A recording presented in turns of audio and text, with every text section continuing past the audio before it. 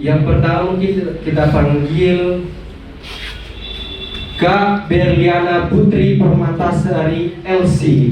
Beliau merupakan seorang mahasiswi psikologi yang baru saja menyelesaikan studinya di Universitas Al-Azhar, dan beliau merupakan salah satu anggota dari komunitas psikologi juga yang bernama Ruang Rasa. Pernah menjadi kru Cakrawala dari tahun 2019-2020. Pernah juga menjadi bagian jurnalis radio KKMI tahun 2020-2021. Tansa 2020 masih banyak lagi kalau teman-teman mau lihat prestasi beliau. Intinya kita sambut materi pertama, pembicara pertama, Kak Berliana Putri. Beri aplaus.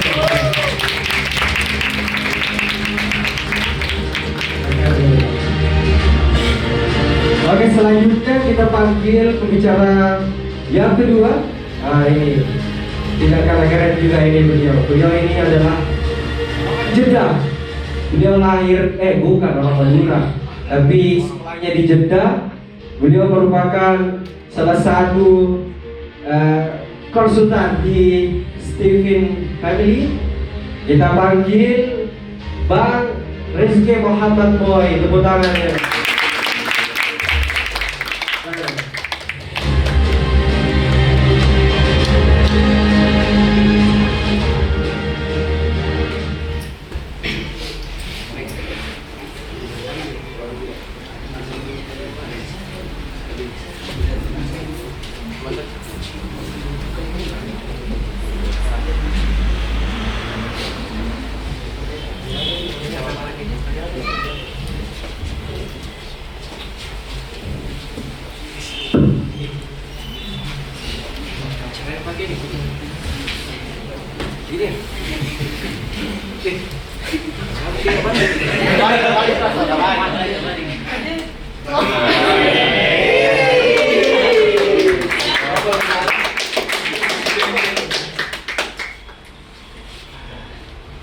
Cek satu. Ini saya. Cek. Halo. Kenalin ya.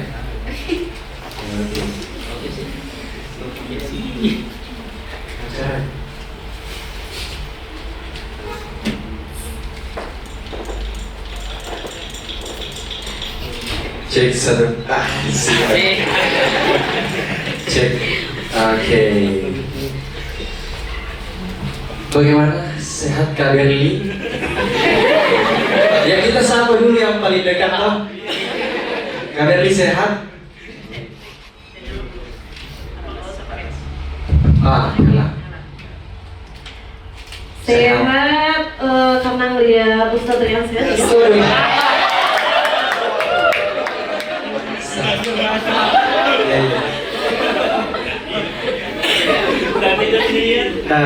Oke, sehat berarti ya. Alhamdulillah sehat.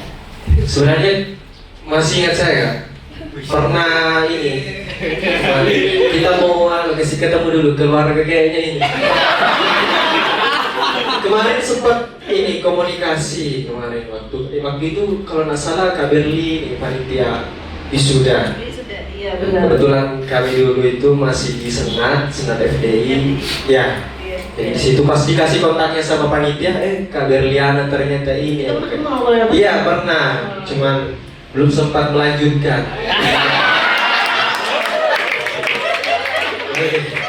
Pak Rizky sehat, Pak Rizky. Sehat, aku kira nggak ditanya tadi. Kayak juga nanti dikucilkan nanti kan. Pak Rizky juga ini sekedar info teman-teman, pernah juga ketemu beliau waktu masih aktif jadi staf PMIK waktu itu, membawakan seminar ini psikologi juga, overthinking. Ya, memang orang-orang pustakawan itu kebanyakan overthinking, melihat buku-buku yang banyak itu.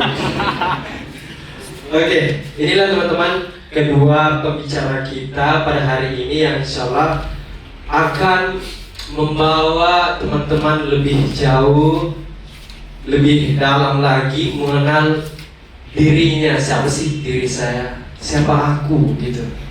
Siapa aku? Dan nanti bakal dilanjutkan lagi pembahasan bagaimana mengenali diri sendiri itu, untuk bagaimana kita sebenarnya itu punya minat apa sih ke depannya gitu. Kita punya bakat apa, kita punya potensi apa di situ untuk ke depannya sebagai prospek ke depannya, seperti itu.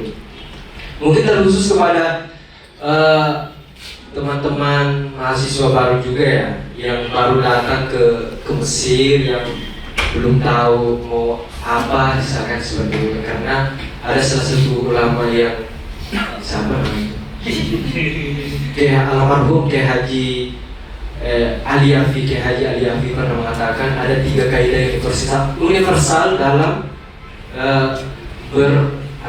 bermuamalah. Yang pertama adalah tahu diri, setelah tahu diri tahu membawa diri, setelah itu tahu menempatkan diri. Dan saya rasa ini teman-teman beruntung dengan dipertemukan kedua pembicara hebat kita ini. Insyaallah beri dulu tepuk tangan.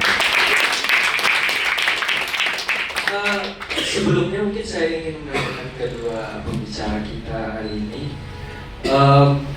sudah sejak kapan sih bergerak di dunia perpsikologian ini? Kesehatan mentalan ini ya, lebih ribet lagi. Mungkin bisa dimulai dari Pak Resti, karena tadi saya menyapa awal Pak. Boleh. Aku pribadi memulai untuk membaca literasi lebih banyak, fokusnya ke psikologi pada tahun 2020. Adapun untuk mulai meraba-rabanya, mulai dari zaman kita masih SMA, mungkin ada yang pernah ngerasain jadi mudabir, pengurus, mungkin dari situ, ataupun dari yang sebelumnya menjadi ketua kamar, mungkin ya dari situ. Tapi ya waktu itu belum ada satu buku yang menjadi atau rujukan khusus, jadi mungkin lebih detail, lebih spesifik di 2020. Kalau KBRI sendiri? Untuk aku sendiri jujur baru fokus ke psikologi itu ketika ambil jurusan psikologi di Azhar. Karena jujur sebelumnya kan mau ngambil usuluddin. Cuman entah kenapa ini kan Allah kali baru ya. Tiba-tiba kayak wah coba dari psikologi gitu. Baru ketika masuk psikologi itu baru paham, oh ternyata psikologi ini gini ya gitu. Dia fokus ke ini, fokus ke itu dan lain sebagainya. Jadi pertama kali kenal psikologi itu ya pertama kali masuk ke Azhar gitu. Cek, mati lagi. Cek. Ngobrol bisa. Selalu semangat kan? Iya, selalu semangat. Cek.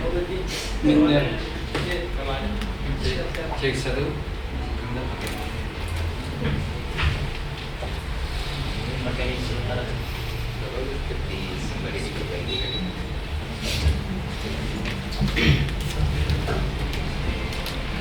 Nah itu kan maksudnya jurusan psikologi yang Azhar ya kayak kurang diminati ya, bisa dikurang dilirik lah seperti itu. Oleh masih kebanyakan kan kalau teman-teman dari sosial Indonesia itu fokusnya kepada keagamaan seperti itu. Ini apa yang mengilhami Kak Wirli bisa memilih itu psikologi di Al-Azhar Mbak? Sebelumnya bisa dibilang karena terpaksa kali ya, sebenarnya pertama. Cuman kalau misalkan ditanya psikologi di Azhar itu kayak gimana sih gitu. Psikologi di Azhar ini sebenarnya dia silabusnya 11-12 sama psikologi yang ada di Indonesia. Jadi sama-sama ambil pandangan barat, untuk tesnya, prakteknya semuanya itu sama.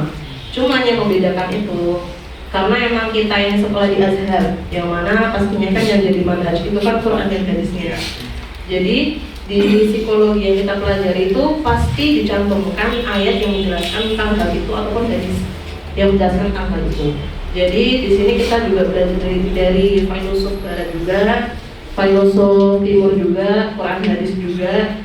Jadi untuk teman-teman mungkin nih masih bingung mau ambil jurusan apa atau ternyata tertarik ambil psikolog di sini, itu ahlan banget. Karena menurutku itu pengetahuan yang mungkin bakal jarang kita dapat di Indonesia.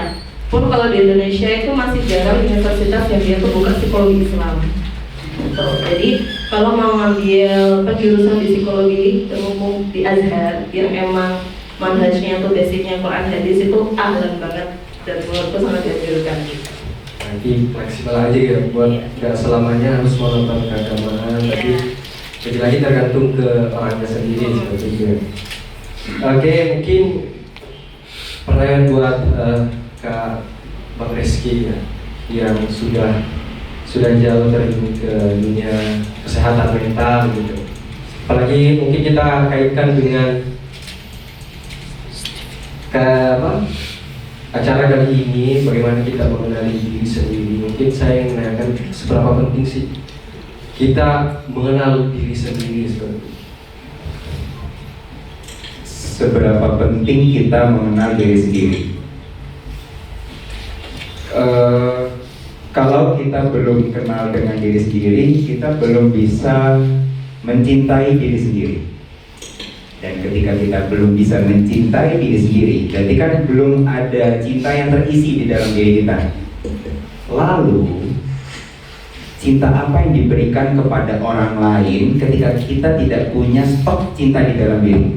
Dalam artian, contoh kayak misal, bagaimana kita mencintai kedua orang tua kita, bagaimana kita mencintai saudara kita, bagaimana kita mencintai nanti pasangan kita, bagaimana nanti mencintai anak dari kita. Jadi kayak mungkin yang mungkin kita rasakan pada umumnya orang-orang Indonesia, cintanya kok rasanya mengekang ya.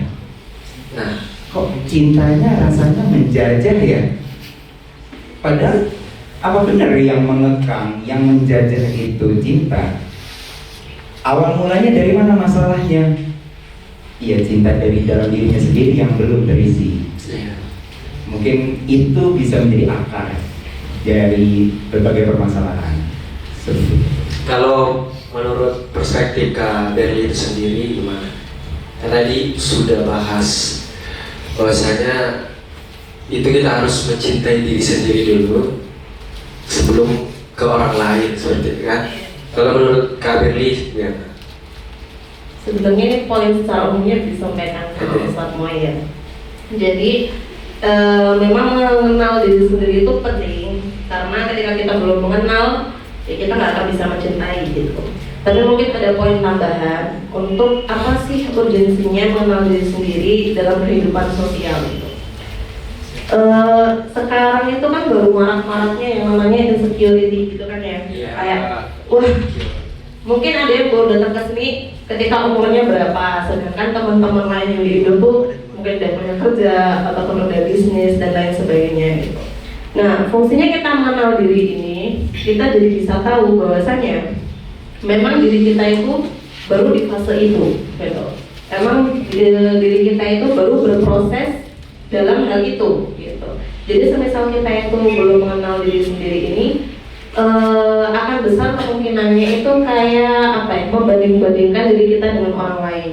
Jadi bahasa yang sering kita apa ya pakai itu kayak mungkin ada iri lah gitu ya, kayak wah temenku udah gini aku belum sih ataupun lain sebagainya gitu. Jadi munculnya emosi-emosi yang dilandasi karena kita ini baru kenal, wah ternyata aku tuh ternyata emang masih di fase ini, aku tuh masih butuh ini. Kenapa aku kesini itu karena mungkin emang aku masih butuh banyak belajar dan lain sebagainya. Jadi setelah kita mengenal diri kita sendiri itu, kita akan paham bahwasanya langkah yang kita ambil itu emang porsi yang harus kita nikmati sekarang gitu. Barangkali dia di A karena memang dia membutuhkan porsi itu, dan kita di B karena memang kita membutuhkan porsi itu, kayak gitu kurang lebih. Jadi emang mengenal diri sendiri itu urgensinya untuk kita juga dalam lingkup diri kita sendiri dan dalam lingkup survive di kehidupan sosial juga, kayak gitu. Oke. Jadi kurang lebih sama ya, artinya pentingnya mengenal diri sendiri itu betul-betul harus dimulai lebih awal lah istilahnya, sebelum kita mencintai orang lain atau apalah dan sebagainya. Kemudian mungkin kayak dibalik kan, bagaimana resikonya kalau kita misalkan nggak tahu diri kita misalkan. Kalau mungkin dari umur anak-anak ya mungkin nggak jadi masalah ya, misalnya belum bisa dikatakan 100% jadi beban masalah, belum jadi bisa bahan overthinking lah, betul ya teman-teman? Ada yang sudah overthinking di waktu kecil? Tidak dikasih uang jajan sama orang tuanya sudah overthinking, sudah sudut-sudut di rumahnya itu? Ya, saya rasa tidak ada ya. Nanti setelah dewasa itu mungkin takut makin masa. Saya rasa setelah menginjak usia dewasa itu betul-betul banyak orang yang takut, cemas, khawatir. Apakah itu resiko terbesarnya ketika kita nggak mengenal diri sendiri itu seperti apa? Mungkin aku melanjuti dari Saudara dari tadi yang misalkan kayak iri, ada bisa jadi kalau misalkan kita belum mengenal diri sendiri, mulai dari dengki, mulai lagi dari hasad, ya kawan-kawannya iri ini, yang itu bisa bermunculan karena ada cedera batin, ada dia belum mengenal diri sendiri yang akhirnya nanti luka itu nggak sembuh-sembuh, ya menggerogoti.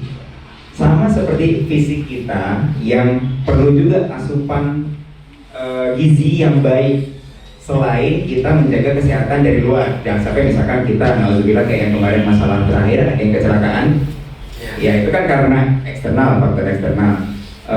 Kita juga perlu makan yang bergizi. Begitupun dengan batin, kita juga perlu asupan untuk mengurangi misalkan insecure yang nanti berdampak ke iri, dengki dan sebagainya. Berarti juga perlu asupan, kurang lebih mungkin seperti itu. Jadi bukan hanya perut kita yang perlu diisi juga. Betul, bukan cuman badan, bukan cuman pikiran, tapi juga rasa. Oke, gitu. Rasa.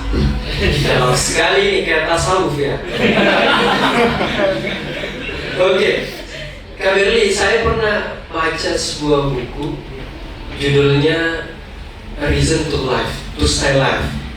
Di situ dikatakan bahwasanya manusia itu adalah spesies yang tertutup. Jadi segala-galanya itu yang ada di dalam pikirannya itu, dalam dirinya itu ditutup semua. Berbeda dengan makhluk yang lain ya, seperti binatang, dia bebas bercium, bercinta di jalan raya dan sebagainya. Berbeda dengan manusia. Itu apakah memang kuat teori itu kalau manusia itu betul-betul spesies tertutup sehingga kayak kalau ada masalah ya dipendam dulu, ya cukup diri saya yang menyelesaikan. Seperti itu apa ada gangguan mental juga?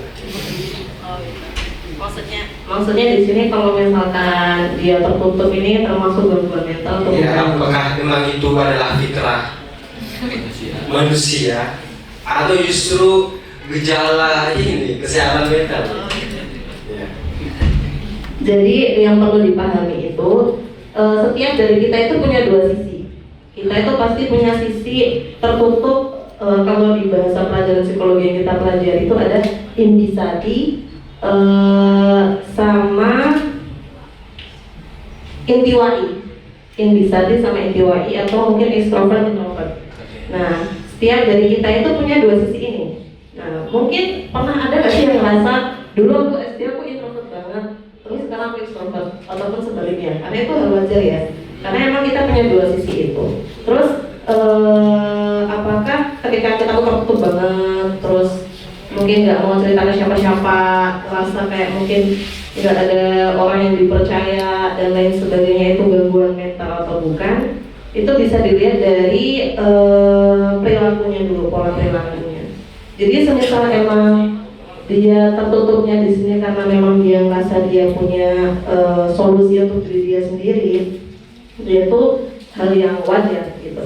Tapi semisal tertutupnya di sini karena mungkin ada rasa ketakutan, nanti takut orang-orang itu memandang dia dengan pandangan yang berbeda, ataupun mungkin takut nanti cerita yang dia ceritakan itu tersebar dan lain sebagainya, itu bisa jadi gangguan mental kayak gitu. Kalau ini apa sih namanya itu untuk Bang Rizky kayaknya kan kalau ada anekdot yang mengatakan kalau laki-laki itu tidak menangis, tidak boleh menangis. Penasaran juga ya kan?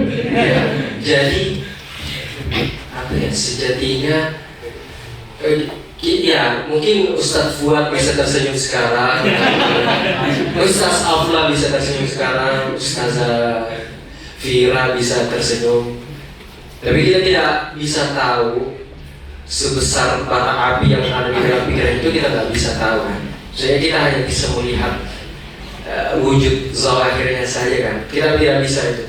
Nah kalau gimana sih itu laki-laki itu, karena dari segi ini tadi apakah saya tidak tahu dari segi psikologis apakah memang laki-laki itu tidak boleh menangis sehingga dia mengekang semua masalah-masalahnya itu di dalam dirinya sehingga melekat di dalam juga. Mungkin bisa dimulai dari nangis itu tidak ada gendernya ya. Nangis itu bukan punya laki-laki dan bukan punya perempuan, itu wajar manusiawi. Hanya saja mungkin laki-laki cenderung menggunakan logikanya, sedangkan perempuan cenderung lebih menggunakan emosinya.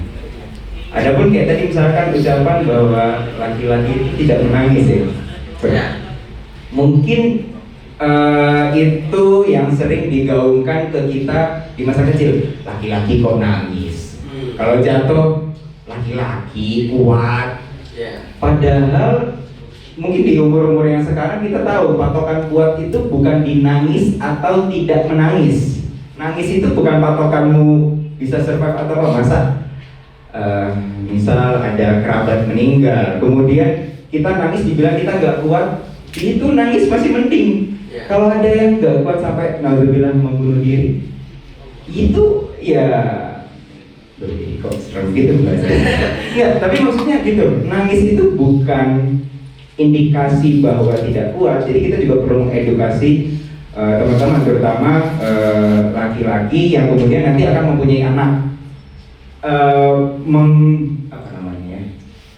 Karena kalau nanti kita kembali mengatakan hal yang sama, laki-laki kok nangis, berarti kita hanya mengulang apa yang dilakukan generasi sebelum kita dan tidak akan ada perubahan di generasi selanjutnya. Generasi selanjutnya turun temurun gitu ya. Tidak ada perusakan pola ibarat kata. Kalau memang tidak baik, diperbaiki dong. Nanti anaknya bisa dikatakan bahwa secukupnya, sebutuhnya misalkan. Kalau mau menangis, menangis, terima dirinya bahwa aku sekarang sedang sedih dan aku tidak mengusir sedihku dari dalam diri. Wajar sedih itu, wajar aku menangis. Yang diperingatkan kan jangan menangisi. Yang maksudnya menangis itu yang mungkin sampai berlebih, yang ya patokan berlebihnya mungkin teman-teman paham ya. Tapi ya itu nangis laki-laki itu menurutku wajar. Jadi bukan cuma laki-laki, bahkan perempuan juga mungkin lebih sering ngerasa aku kok cengeng ya. Padahal nangis sedikit tiba-tiba diomongin cengeng, padahal setelah sekian lama nggak pernah nangis, nggak pernah benar-benar merasakan emosinya gitu. Bahkan mungkin teman-teman pernah merasakan di saat seharusnya aku menangis kok aku ketawa ya. Mungkin ada yang pernah melihat nilaiku jelek, seharusnya aku sedih, kok aku malah ketawa dengan nilaiku yang jelek itu. Aneh nggak? Aneh, tapi itu terjadi. Sama kayak, aku nggak tahu ini bahasanya template atau bukan, tapi kayak misalkan ditanya, apa kabar? Baik. Padahal hari ini aku capek, tadi aku desek-desekan di bus, kemudian ada haromi, ada ini dan lain-lain, dan tiba-tiba ditanya, apa kabar kamu? Baik. Itu kayak sesuatu yang mungkin tertanam di dalam bawah sadar, sama seperti cengeng tadi. Laki-laki nggak boleh cengeng, ditahan, pokoknya jangan sampai nangis. Padahal ngapain sih? Kenapa kita keras ke diri sendiri? Kenapa? Ya mungkin sampai gara-gara nahan itu sampai akhirnya dia keluarnya dari bawah bukan dari atas gitu. Keluar dari bawah ini kan. Iya tapi ya itu kenapa sih kita tuh memaksakan atau keras ke diri sendiri. Dunia udah cukup keras kok sama kita. Siapa lagi mau yang sayang sama diri kita gitu. Beri waktu, beri jeda, kasih kesempatan diri kita merasakan emosi. Tapi yang jadi apa ya? Jadi tantangan juga sebenarnya. Apalagi teman-teman yang dari pelosok yang betul-betul memegang teguh adatnya itu. Kalau misalnya kayak tadi yang menjadi apa ya? Menjadi filosofis hidup bahwasanya laki-laki itu nggak boleh nangis. Jadi itulah yang orang yang berpegang teguh dengan adatnya, itulah yang dipegang sampai generasi Junius, sampai generasi Dragombal misalkan. Itulah yang dipegang terus. Akhirnya ketika ya kalau misalkan mendengarkan pemaparan seperti ini, orang tua akan boleh harus lagi-lagi harus begitu. Jadi kayak ada paradigma yang saling bertabrakan gitu. Nah kalau mohon maaf ya kalau ini body shaming ya, kalau mungkin pertanyaan ini buat Kak Berli ya, pernah nggak dituntut kamu harus seperti ini, boneka Barbie yang cantik, yang apa namanya yang langsing, rambutnya terurai, Yang kakinya nggak bisa gerak. nggak bisa split gitu ya. Itu pernah nggak dibandingkan nggak Kak Berli itu waktu kecil? Ini kan pendapat pribadiku berarti kan Ya, jadi kayak taraf kecantikan itu harus seperti Barbie gitu. Jujur aku dari orang tuaku sendiri itu sempat kayak gitu. Aduh.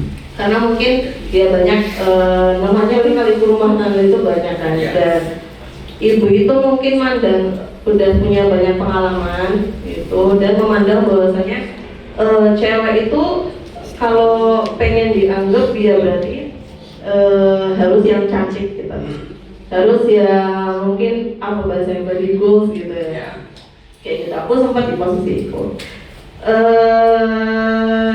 dan aku juga sempat di posisi yang berontak juga karena jujur ketika kita punya kemauan terus dikekang dan diatur itu kan nggak enak ya. Terusnya nggak enak, rasanya itu udah punya kemauan sendiri tapi ditahan gitu. Sampai di posisi aku tuh pernah yang namanya kunci diri sendiri di kamar, pernah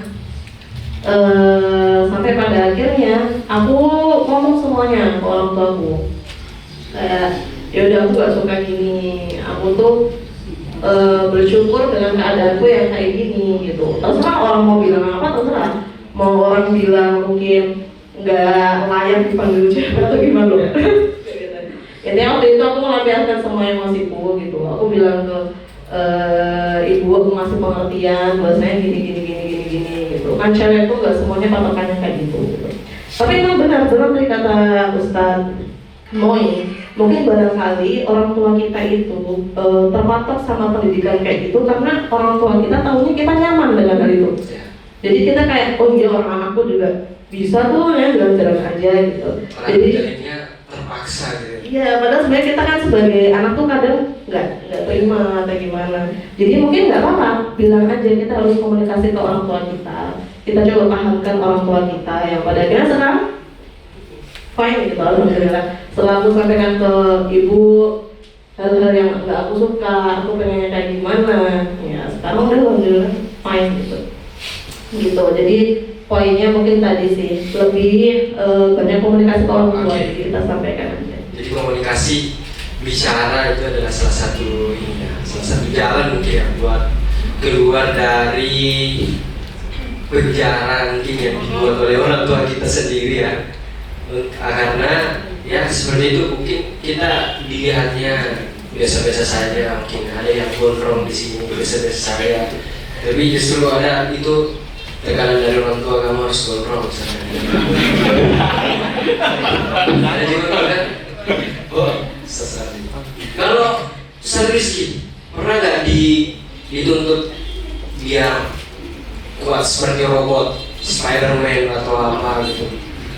harus kekar seperti Mbak Pungil kita.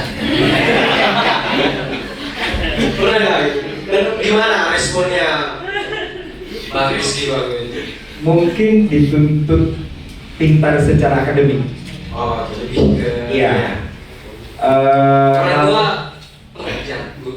Enggak, karena mungkin kebetulan keluargaku di kampung, mungkin secara pendidikan aku mungkin yang lebih daripada yang lain, daripada saudara sepupuku maksudnya. Kemudian melihat track record di zaman SMP, SMA, kayaknya anak ini suka belajar. Sampai pada akhirnya, yaudah kamu ke Mesir aja. Kalau nggak ke Mesir, ke Madinah. Padahal waktu itu aku berpikir aku nggak mau ke Mesir dan nggak mau ke Madinah. Aku nggak mau ketemu teman-temanku di pondok dulu. Karena Mesir dan Madinah pusatnya. Tapi ya sudah jalan. Kemudian ternyata aku sempat mengulang bawa 3 mada. Terus kayak orang tua, kenapa? Apa yang salah? Uang jajan ada, ini ada, apa yang kurang? Ya yang kurang mungkin menikmati perjalanannya. Oke. Nah mungkin yang aku alami sih tekanan secara akademik. Tapi kalau secara fisik ataupun ini, mungkin laki-laki selama nggak sakit ya, kayaknya enggak ini. Kalau laki-laki patokannya kalau udah sakit baru. Kalau masih diem, masih nggak ngomong, oh nggak apa-apa, anak ini aman. Ya mungkin itu anggapan yang masih kurang tepat ya, beredar di masyarakat bahwa orang tua adalah yang paling tahu tentang kita. Padahal kita sendiri kadang mungkin nggak tahu siapa diri kita. Makanya ada pembahasan UMR.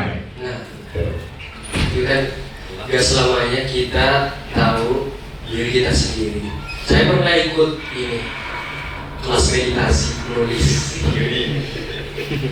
Bukan kayak saya. Ada teman saya pernah ikut kelas meditasi menulis bareng siapa itu? Bapak Alex Laksana. Jadi betul-betul yang ditekankan di awal materi itu adalah bagaimana cara kerja pikiran kita. Jadi kita diberikan pemahaman bahwasanya sejatinya di dalam diri kita itu ada dua perusahaan besar. Ada alam bawah sadar, ada alam sadar. Alam bawah sadar ini yang cenderung menghadirkan banyak informasi, banyak kreativitas. Sedangkan alam sadar ini dia tugasnya kritis, analitis, yang menghambat kreativitas itu. Jadi kayak kadang bertabrakan gitu, sehingga antara alam bawah sadar dan alam sadar itu tidak kenalan gitu. Nah itu mungkin yang mau menjadi saya pertanyaan buat Kak Berli dulu. Itu sih gimana kita mengenali diri kita sendiri, mungkin dari pikiran kita juga, cara kerjanya itu gimana, dimana itu ada hal yang tidak akrab sebenarnya di dalam diri kita antara alam bawah sadar dengan alam sadar. Jadi untuk mengenal diri sendiri dulu Pak ya. Untuk mengenal diri sendiri sebenarnya setiap orang pasti udah punya caranya masing-masing ya. Karena untuk mengenal diri sendiri kan yang menjadi tokoh utamanya ya kita sendiri. Pasti dari kalian ada yang mungkin setiap sorenya mungkin nulis, aku hari ini ngapain aja sih.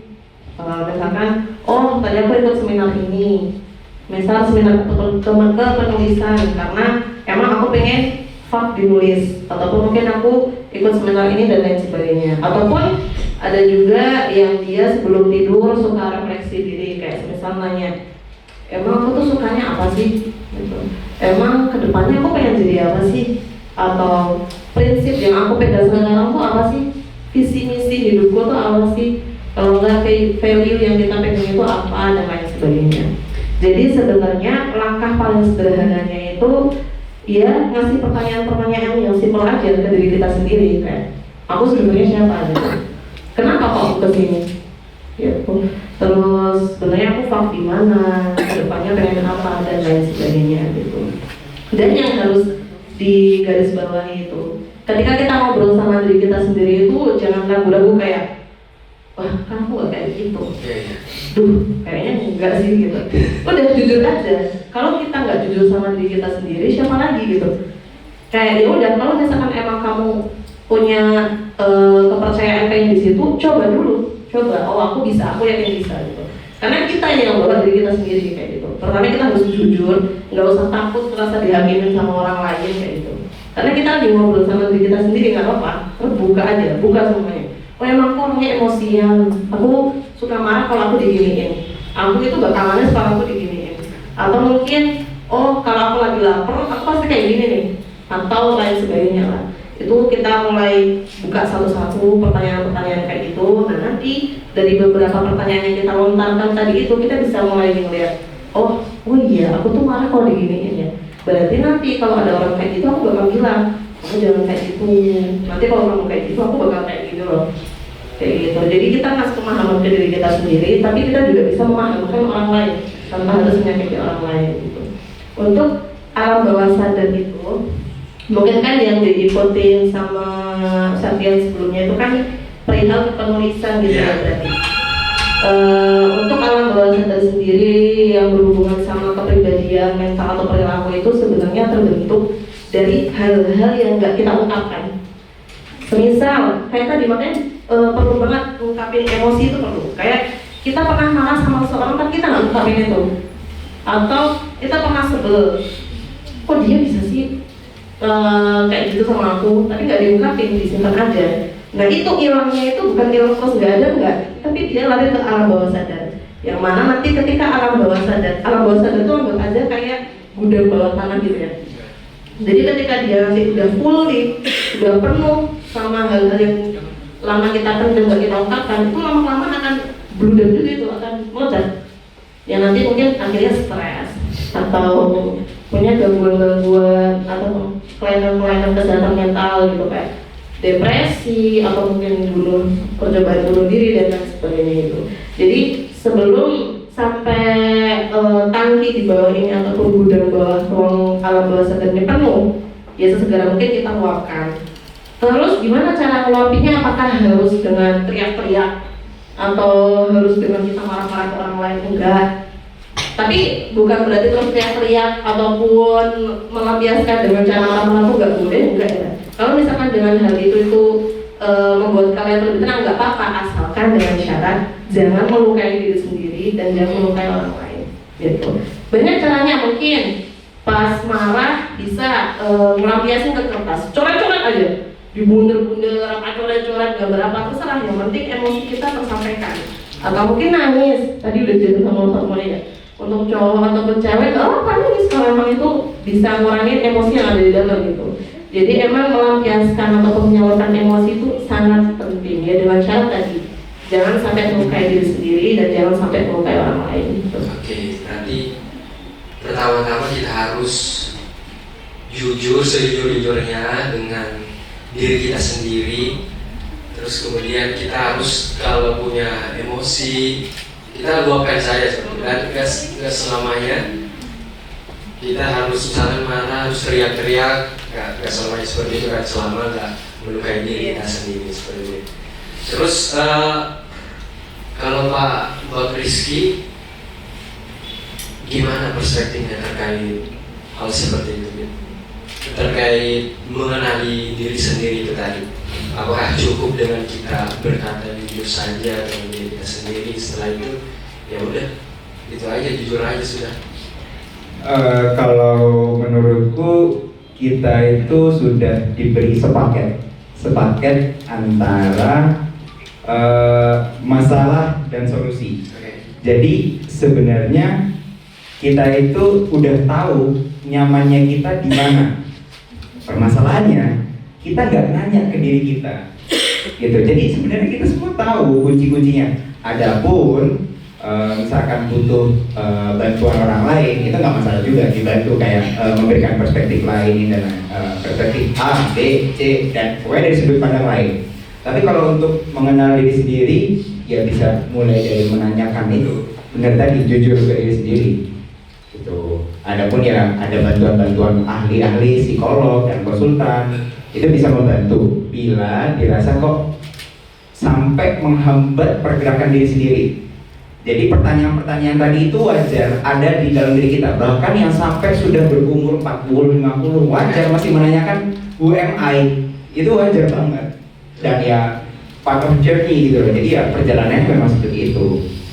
Tapi bila dirasa pertanyaan ini bisa mengganggu diri kita sampai sulit tidur, sampai pergerakan kita menurun performanya, mungkin sudah butuh staf ahli, staf ya psikolog dan sebagainya.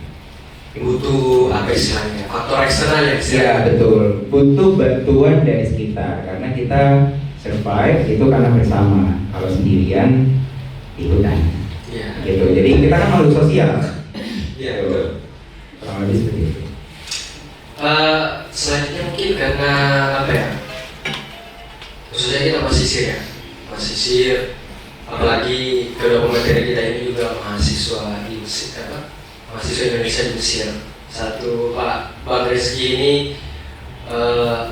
jurusan Syariah Al-Qanun ya, Syariah Al-Qanun, Kak Berli di psikologi. Pasti sudah suka ya, maksudnya karena kita kan di mahasiswa ini majemuk ya, sangat kompleks orang-orangnya, permasalahannya pun seperti itu. Nah kalau dari mahasiswati ya, kalau kan kedua pembicara kita ini pernah pasti mendapatkan curhatan ya, mahasiswa ataupun orang-orang Indonesia. Nah kalau dari mahasiswati dulu ya, dari Mbak Berli ataupun nanti Mbak Rizky punya mahasiswati juga yang pernah curhat, boleh disampaikan juga. Yang paling banyak itu dicurhatkan apa sih sebenarnya yang berkaitan dengan kesehatan mental ya? Yang paling banyak dipermasalahkan, yang paling banyak masalahnya lah di Mesir ini.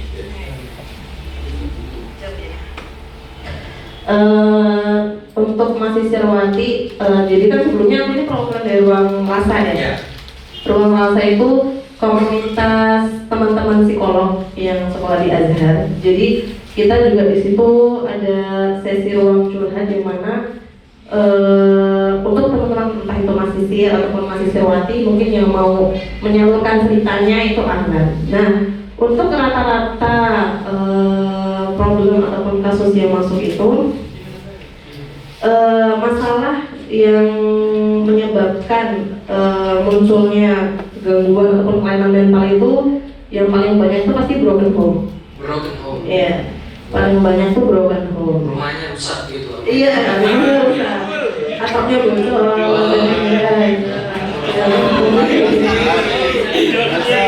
Bisa juga nih. Ya kayak gitu.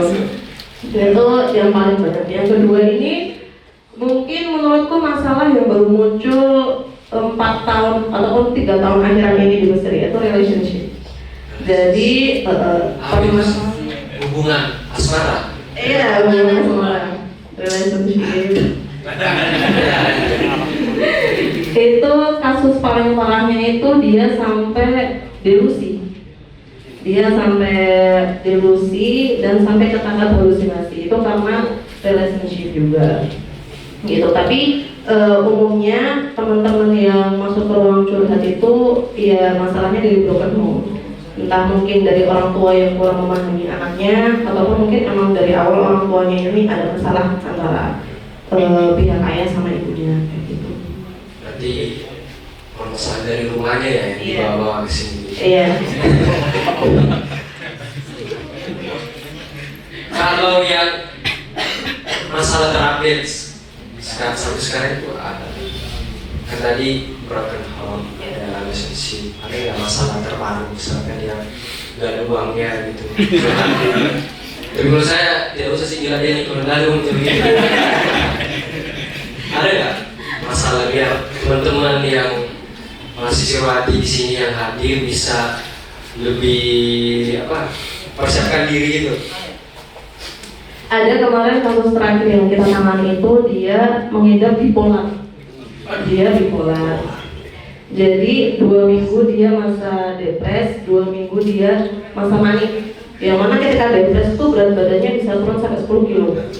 tapi dia nggak tidur juga dan lain sebagainya. Tapi ketika mandi dia benar-benar nggak berhenti gerak, jadi kemana aja gitu. Nah itu asas masalahnya apa? Itu tuntutan ke diri sendiri. Kayak misalkan dia ngerasa bahwasanya wah orang tuaku pengennya aku di sini harus tuntas, orang tuaku pengennya aku di sini lulus dengan predikat yang bagus, atau aku tuh harus aktif di sini, aku tuh harus bisa ini, harus bisa itu dan lain sebagainya. Yang mana mungkin sebenarnya orang tua kita itu nggak menuntut kita sampai sekeras itu gitu, tapi kita terlalu keras menuntut diri kita sendiri buat jadi sempurna kayak gitu. Jadi setelah diusut-usut lagi, komunikasi antara dia sama orang tuanya ini kurang, yang mana emang dia ini ngerasa ketika dia nanti menceritakan masalah ataupun nggak buat bangga orang tuanya itu bakal bikin sedih orang tuanya kayak gitu. Padahal sebenarnya kan patokan kita itu sukses apa enggak itu bukan di predikat ataupun di keaktifan kita dan lain sebagainya. Kita di sini jadi orang baik, punya karakter yang baik, itu juga nggak banyak orang yang bisa kayak gitu. Jadi menurut terakhir itu kasus yang paling baru itu ya karena kerasnya tuntutan ke diri sendiri yang sampai buat dia mungkin ada tekanan dan orangnya tertutup juga memang, jadi kurang terbuka. Itu terakhir akhirnya kita pulangkan ke Indonesia. Jadi untuk ngambil pengobatan di Indonesia kayak gitu. Jadi teman-teman yang makbul, mangkulain di universitas gak usah dibawa bekal ya. Nanti jadi orang bipolar juga nanti. Nah, kalau Bang Rizky, pernah gak ada masalah yang unik gitu didapat konsultasi sama? Kalau aku pribadi yang unik secara spesifik nggak ada kayaknya, tapi mungkin pernah menjadi teman ngobrol orang yang mengalami bipolar yang didiagnosanya sama dokter sama psikolog ya, bukan ya self diagnose bukan. Jadi ya komunikasi sama ini diperbaiki, kemudian ternyata ada problem yang sama yang disebutkan sama ZBI di rumah itu. Cuman karena aku pribadi ini aku bergerak sendiri kan, jadi ketika ada teman-teman yang mungkin bercerita, aku tidak spesifik ada dokumentasinya. Maksudnya problem apa yang akhir-akhir ini tuh paling banyak itu nggak ada. Cuman yang terakhir kami ngobrol ada yang anak ini orang tuanya sakit, dan sejak sakit itu sejak orang tuanya sakit dia tidak bisa tidur dengan tenang di malam hari. Ketika orang tuanya sudah sembuh, sudah membaik, pola tidurnya belum balik. Mungkin itu yang paling terakhir yang pernah aku alami gitu. Begadang aku tuh. Iya. Minum kopi kayak kebanyakan kafein kayaknya. Nah, kalau kebanyakan kafein itu kan normal. Maksudnya karena kafein bukan normal. Maksudnya bukan normal. Ya tentu nggak baik kalau pada malam hari yang seharusnya jantung kita beristirahat, tapi dikasih kafein. Karena kan nanti jadi detak jantungnya jadi lebih cepat gitu. Kecuali mau olahraga atau deadlift atau apalah. Cuman kalau yang jadi masalah adalah dia tidak terbiasa begadang. Cuman gara-gara pikiran yang mengganggu itu, pikirannya akhirnya udah sembuh, tapi udah membaik. Tapi kok pola dia yang terkena imbasnya gitu, padahal tidak pernah begadang. Mungkin ya yang ngobrol ini dan lain-lain ada mencari solusi dan sebagainya. Sisanya ya mungkin dia sama problem relationship, kayak ya bagaimana dia dengan doi, kok salah apa namanya, miskom, ya. Terus ya dibesarkan, ya. Bukan dari baca buku. Yang LDR dan sebagainya ya susah percaya ya. Susah percaya. Oke, kalau dari Kak Werli mungkin ada materi yang ingin disampaikan di slide mungkin yang belum disampaikan kira-kira nanti mungkin bisa ditampilkan. Iya. Sebenarnya tadi udah disampaikan semua sih ya, udah dari pertanyaan Satria. Cuman aku mau ngenalin satu istilah yang mungkin teman-teman udah sering rasain tapi belum tahu istilahnya apa, itu negativity bias. Negativity bias, jadi bias itu dia salah satu bentuk pola pikir.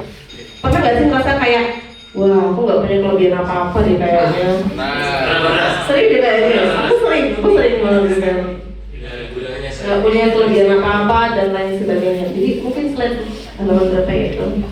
Kasih nomor 3. Iya.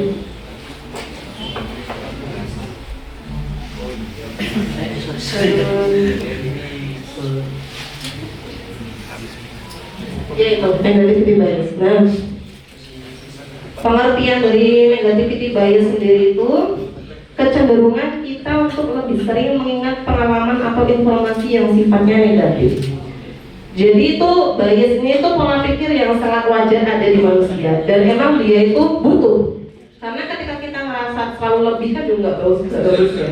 Jadi ini emang diperlukan. Tapi ketika udah berlebihan ini yang menyebabkan ataupun mengarahkan ke kelainan-kelainan ataupun mengganggu kesehatan mental.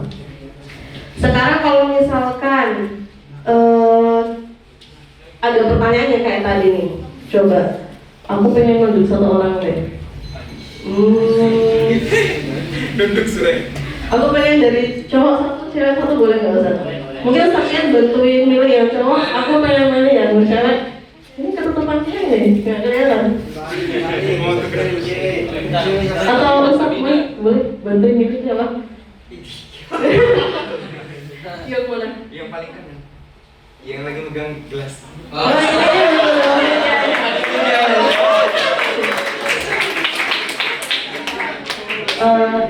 Kak, boleh tanya bentar ya?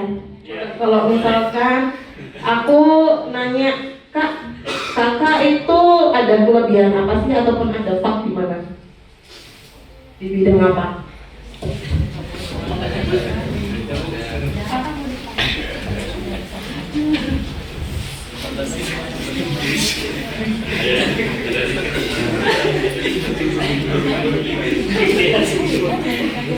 Atau punya mel di bidang apa gitu? Oh, aku tuh suka di sini atau aku tuh pintar di sini.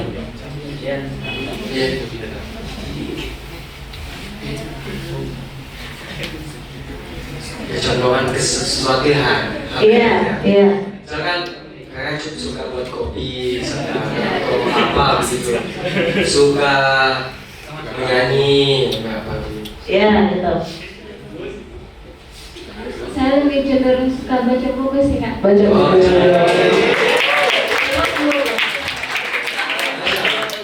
Positif maksimal.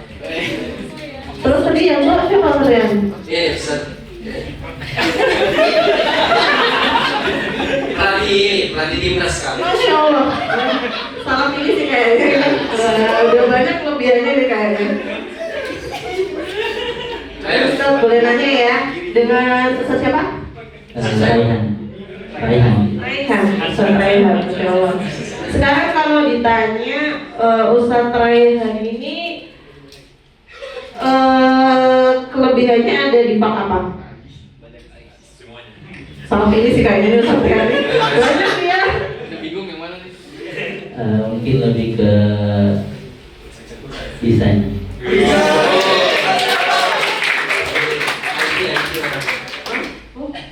Orang IT. Sudah merusak laptop. Tapi di sini Masya Allah ya teman-teman, ketika ditanya kelebihannya apa tuh bisa langsung tahu gitu. Oh, aku lebihnya di sini gitu. Karena pada umumnya nih orang-orang ketika ditanya kelebihan kamu apa, pasti dia merasa nggak ada, aku nggak punya kelebihan apa. Tapi ketika ditanya kurangmu apa, banyak. Aku nggak bisa ini, aku nggak bisa ini itu dan lain sebagainya. Nah itu yang disebut negativity bias ataupun pola pikir negatif itu tadi. Yang mana diperlukan, tapi kalau berlebihan juga nggak baik kayak gitu. Coba di slide setelahnya Ustaz. Lagi. Nah, coba bisa dilihat layar semuanya. Dari beberapa hal di bawah ini, kamu punya berapa? Ada apa aja itu? Mudah berkomunikasi dengan orang lain, mudah beradaptasi dengan lingkungan, bisa diajak kerjasama, bisa menemukan solusi, jujur, tidak mudah menyerah, ramah dengan orang sekitar, setia, ataupun dalam manage jadwal itu bagus. Nah, setelahnya kan berapa hal yang kamu miliki dari poin di atas dan tidak kamu sadari, yang mana belum tentu semua orang itu bisa melakukan hal yang udah kalian bisa dari poin-poin di atas tadi. Kayak misal manage jadwal. Menurut kalian itu kayak ya wajar aja kan kita manage jadwal gitu. Tapi nggak semua orang bisa manage jadwal gitu. Ataupun komunikasi sama orang. Nggak semua orang mudah dalam berkomunikasi kayak gitu. Dan adaptasi dan lain sebagainya kayak gitu. Jadi menghargai diri sendiri itu perlu banget. Walaupun memang negativity bias ini diperlukan, tapi menghargai diri sendiri itu juga harus mengimbangi negativity bias ini gitu. Mungkin itu aja sih kayaknya poin yang mau aku sampaikan. Selebihnya mungkin bisa disampaikan sama Ustaz. Berarti harus ini ya, harus imbang antara negativity bias tadi sama menghargai diri sendiri. Iya. Jadi keadaan diri sendiri yang positif itu juga akan menghasilkan pola pikir, mental dan kesehatan yang positif juga. Karena awalnya saya kayak apa ya? Kan ada pernah baca buku juga, judulnya I Want to Die But I Want to Eat Tteokbokki. Pernah baca? Pernah lihat bukunya? Nah, jadi kayak dia itu ya pengidap distimia orangnya, stres ringan tapi yang berkepanjangan gitu. Terus dia punya apa ya, kepribadian yang menganggap bahwasanya segala sesuatu hal yang terjadi di lingkungannya itu, baik itu gempa bumi, gelas ini tumpah, itu pokoknya hal-hal yang negatif itu dia pasti itu karena saya. Bahkan ketika dia dikasih obat paracetamol, antalgin, Traxin, itu dia anggap sebagai nama-nama racun yang akan membunuhnya gitu. Jadi kayak betul-betul mengurung dirinya bahwa segala sesuatu yang negatif terjadi itu adalah kesalahannya gitu. Dan apa sih, kayak dampak itu mungkin kayak dia nggak nge-balance dengan menghargai diri sendirinya seperti itu ya. Kalau menurut Bang Boy gimana? Antara mungkin kita bisa kalkulasiin ya, maksudnya karena kita pembahasannya umum antara negativity bias dengan menghargai diri sendiri itu kan luas pembahasannya. Nah mungkin kita bisa di-spill gitu, yang menjadi barometer mungkin ya bisa kita jadikan sebagai oh sampai di sini saya memberikan negativity bias kepada diri saya, kemudian saya kasih misalkan 50% untuk menghargai diri saya.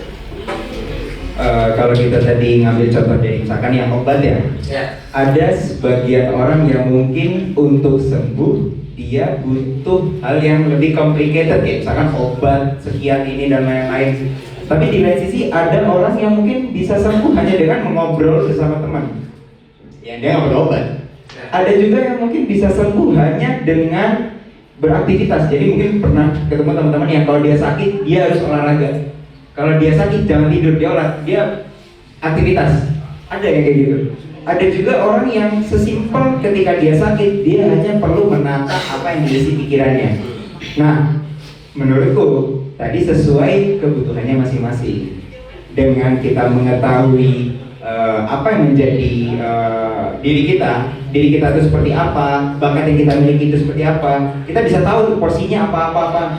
Jadi apa yang bisa kita lakukan, apa yang tidak bisa kita lakukan, bukan tidak bisa ya, lebih tepatnya mungkin sulit. Ada sebagian orang yang dia tidak hebat dalam manajemen, tapi dia hebat dalam pendekatan perorangan. Ada yang dia pintar memanage, tapi nggak jago ngomong sama orang. Maksudnya kalau ngomong sama orang nanti dia pedes. Dia ngomong cuman langsung poinnya apa, tanpa memikirkan orang ini capek loh padahal atau ya sebagainya. Nah makanya ya sesuai dengan porsi masing-masing. Mungkin bisa dikasih sampel gitu yang sering terjadi di mahasiswa gitu.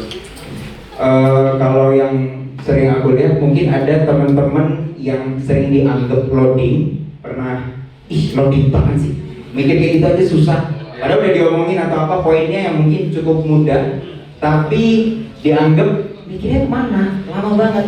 Nah, ada orang yang justru mereka itu cenderung loading. Aku tidak menganggap loading itu sebagai sesuatu yang buruk atau kemudian, aduh gimana caranya aku harus mikir cepat ya. Loh jangan. Kalau cepat nanti justru buru-buru. Loading itu bukan suatu masalah kalau tidak ada deadline ya. Kalau ada deadline ya masalah. Cuman kalau nggak ada deadline, take as much as you want gitu loh. Maksudnya secara waktu. Nah, loading ini karena dia sedang berpikir lebih jauh. Yang kemudian saking senangnya dia dengan pikiran di dalam otak dia, susah tuh dia ngomong. Kalau diajak ngomong malah nggak nyambung. Atau mungkin karena terlalu jauh. Itu yang mungkin sering teman-teman yang dianggap loading itu gak nyaman di kelas. Karena di kelas misalkan belajar 45 menit, taktiknya ini nanti pada akhirnya anak itu karena nggak bisa jawab dianggap loading, padahal anak itu sedang berpikir yang jauh, mungkin bisa bab-bab selanjutnya, tapi karena nggak dikasih waktu untuk menjelaskan dan sebagainya, akhirnya ya dia menganggap saya bodoh dan ya negatif juga lagi daripada enggak, kamu tuh berpikir justru jauh. Mungkin simpelnya nih, ada piring kayak gini, orang normal dia udah buka makan, bagi dia ini platingnya bagus, siapa yang bikin? Ini kayaknya bisa menjadi kursus ini, kursus plating, iya, mungkin ada yang berpikir demikian. Jadi dia gak langsung makan, karena dia gak langsung makan dianggap loading, padahal dia berpikir lebih jauh daripada orang-orang yang ya misalkan datang, wah ini harganya berapa tadi beli? Kira-kira kalau di grosir berapa ya? Kalau dijual untung berapa? Mungkin dia berpikir seperti itu. Tapi kita gak nanya. Iya bisa jadi. Tapi kita gak nanya apa yang kamu pikirkan. Kita tidak menghargai diri dia. Kurang lebih mungkin begitu. Oke. Kalau berhubung mungkin tema kita kali ini, saya rasa gambaran teman-teman dalam mengenal diri kita sendiri itu saya rasa udah disampaikan oleh pemateri. Nah terus mungkin yang menjadi topik selanjutnya adalah bagaimana kita menjelaskan tadi. Ketika kita sudah mengetahui kepribadian kita, siapa diri kita sendiri, itu bagaimana kita memfilter lagi, menemukan lagi potensi kita ke depannya apa sih gitu. Minat kita ke depannya itu kira-kira saya ini bisa jadi dokter nggak? Sedangkan saya nggak suka biologi, bisa nggak kayak gini seperti itu? Misalkan saya mau jadi polisi tapi badan saya letoy-letoy gitu. Nggak bisa gemoy. Ya, itu mungkin Bang Reski punya materi mungkin yang mau disampaikan juga, Pak. Itu mungkin bisa ditampilkan bagaimana kita mengenali potensi dalam diri kita, ataupun mungkin ada pembahasan sebelumnya yang ingin menjadi premis materinya. Oke, mungkin langsung slide nomor 7 aja ya.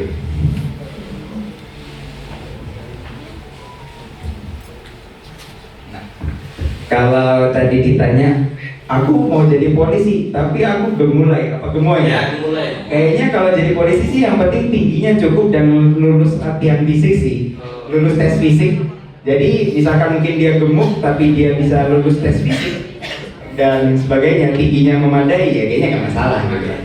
Cuman gini, yang mau aku bahas tadi, apakah semua bisa menjadi dokter misalkan? Bisa, tapi yang perlu kita ketahui, ada yang dia bisa dengan mudah menjadi dokter, ada yang dia perlu 1, 2, 3, 4 kali lebih banyak usahanya untuk menjadi dokter. Nah, kalau ini yang mau aku bahas, teman-teman mungkin tahu pernah horoskop zodiak atau MBTI atau weton, Jawa weton kalau teman. Aku nggak tahu kalau di daerah timur Sulawesi. Apa namanya? Jawa weton, ada kayak Jumat Kliwon, apa sebutannya itu? Tidak ada. Ya kalau mungkin apa ya? Kalau di Cina tuh juga ada yang tatanan kamar. Kalau Indonesia mungkin gambarnya arah pintu. Pernah nggak sih diomongin? Kalau mau bangun rumah, pintunya harus ngadep sini. Iya. Nah, ya itu. Nah, iya itu kan sebenarnya aku nggak tahu, pasti ada ilmunya. Ada. Nah, ya kayak ya tanggalan, perhitungan dan sebagainya. Nah, itu semua zodiak, MBTI dan sebagainya itu adalah salah satu cara untuk mengklasifikasi kepribadian. Kayak mungkin teman-teman tahu, oh orang Libra tuh orangnya kayak gini, kalau orang Gemini kayak gini. Nah, yang membedakan adalah media untuk mengetahuinya. Misal, zodiak menggunakan tanggal lahir, misal MBTI menggunakan kuesioner yang nanti teman-teman isi, di situ nanti ada hasilnya. Ada juga kalau yang pintu berarti tadi arah. Kalau ini konsep Steven itu sendiri, dia menggunakan sidik jari gitu. Jadi setiap sidik jari orang-orang itu pasti gak ada yang sama. Bahkan orang kembar pun dia nggak sama.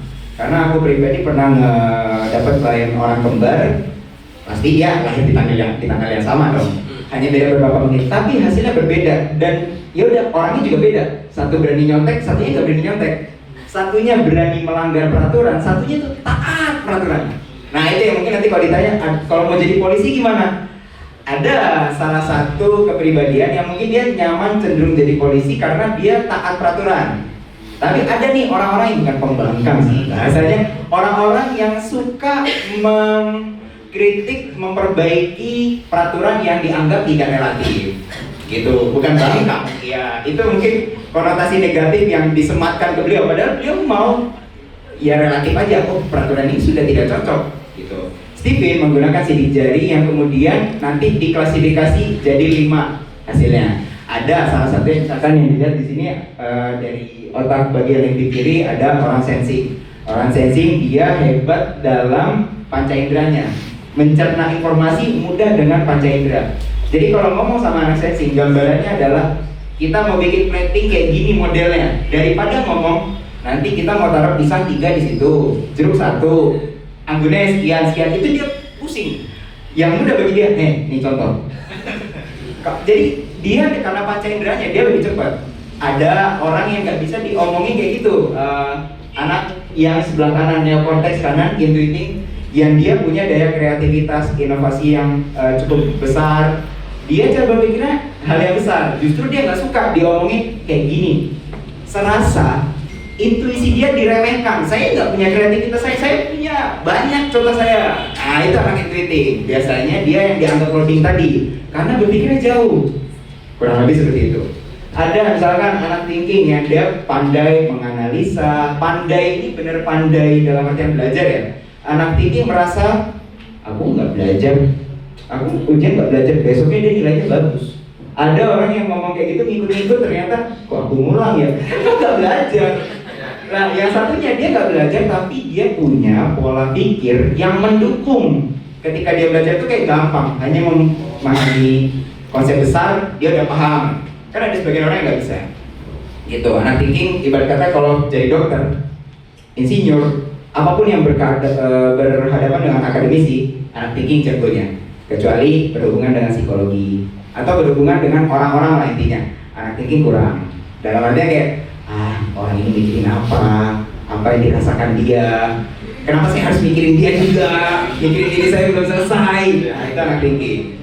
Lawannya justru yang dia nyaman ketika berhubungan dengan orang, anak feeling, yang kalau ke acara tuh nanyanya nanti yang hadir siapa, ada temanku gak?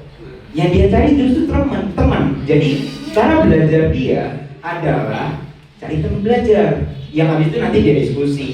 Nah, tapi ini kalau karena berlawanan ya, tadi ngebahas kalau jadi dokter anak thinking paling jago, tapi anak feeling gimana kalau jadi dokter? Bisa, tapi dia butuh effort lebih. Gitu, belum nanti dia berhadapan dengan malasnya dirinya, karena yang paling mager biasanya anak feeling. Gitu, paling suka posesif lah si kasur tuh sama anak feeling.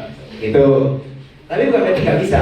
Contohnya apa? Aku melihat di Masisir banyak yang utamais justru dia anak feeling. Kok bisa? Karena dia sudah memenuhi diri dia dengan cinta. Maksudnya satu, cinta dengan materinya. Anak Lugo, dia anak feeling yang juara 1 ini dan sebagainya.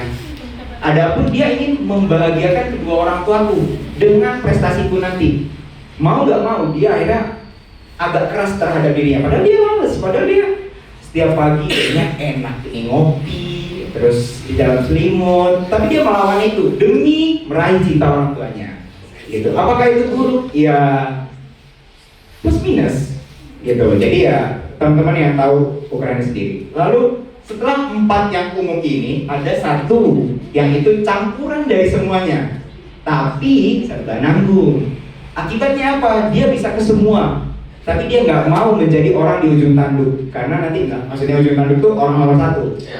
Kalau dia jadi ketua, ribet, nanti ngurus ini, diplomasi, ngurusin orang, nggak bisa menyakiti yang ini dan lain-lain. Tapi kalau berada di nomor kedua kan bebas, aku nggak mesti hadir, yang penting aku bantu, terus aku pulang. Ya mungkin kayak gitu, karena dia berpikir yang penting aku bisa bantu dengan keserbabisaanku. Aku nggak perlu dikasih sertifikat, dikasih ini dan ribet. Aku masih banyak orang teman-temanku yang membutuhkan bantuan. Mungkin gambarannya kurang lebih seperti itu. Jadi nanti kalau teman-teman dari sini kan diketahui, oh aku tuh misal aku ngambil fakultas syariah, cara belajarku aku anak sensing. Oh berarti ya sudah, hafalin aja semua adilah, semua ujiannya itu dihafalkan. Tapi ada orang yang dia nggak bisa ngapalin detail kayak buku tuh nggak bisa, ribet. Kenapa ini harus A I U? Kenapa ini doma? Kenapa kasroten ini? Ada orang seperti itu. Jadi disesuaikan dengan itu. Dengan kita mengenali kita nih modelnya gimana, kita tahu cara belajarnya gimana. Kita tahu cara belajarnya gimana, bisa kita belajar dengan enjoy. Belajar dengan enjoy, akhirnya nanti bisa menghasilkan ketika ujian itu bukan sesuatu lagi yang dihindari. Tapi ini salah satu progres bahwa yes, aku sudah belajar dari kemarin, saatnya sekarang dicek. Sudah seberapa jauh diriku ini bisa melewati permasalahan. Gitu. Bukan kemudian sesuatu yang ujian lagi. Seakan-akan hindari, kurang lebih seperti itu. Oke, kalau kan ini bahas tentang apa sih ya? Kecerdasan, bagaimana pembagian otak itu sendiri ya. Kalau menurut Kak Berli itu sendiri, apakah dengan kita telah mengetahui keperbedaan itu, apakah menentukan minat kita ke depan itu seperti apa gitu? Seberapa besar gitu, atau emang nggak ada pengaruhnya atau gimana? Sebenarnya ini tadi kan membantu kita buat mengenal diri sendiri juga ya. Sebenarnya. Cuman ini poin yang harus digarisbawahi, tes untuk mengetahui atau mengenal diri sendiri, entah itu minat, potensi, bakat dan lain sebagainya itu macam-macam. Salah satunya Stephen ini. Nah, yang harus kita garisbawahi itu bahwasanya semua tes yang kita lakukan itu bukan hasil mutlak. Karena namanya manusia itu kan berubah setiap saatnya. Pasti ada perubahan. Nah, terus kenapa kita harus ikut tes? Adanya kita ikut tes ini membantu kita, seenggaknya ngasih gambaran. Oh, ternyata aku orangnya kayak gini. Ternyata aku orangnya kayak gini. Tapi jangan terus menghakimi bahwasanya aku orangnya kayak gini kok. Enggak. Jadi ini bukan hasil mutlak. Jadi dia itu sebagai kaca perbandingan. Nah, jadi semisal kita masih bingung nih, sebenarnya aku tuh orangnya kayak gimana sih? Nah, ini yang bantu tuh hal-hal yang kayak gini gitu. Jadi ngasih gambaran ke diri kita. Membantu apa enggak? Menurutku sangat membantu. Karena di sini kita jadi tahu sebenarnya arah tujuan kita itu kemana? Ke seni kah? Atau ke matematika, biologi dan lain sebagainya kayak gitu. Terus semisal nanti ketika kita ikut tes kayak gini kok hasilnya menunjukkan kita kok kayak nggak ada bakat di seni ya.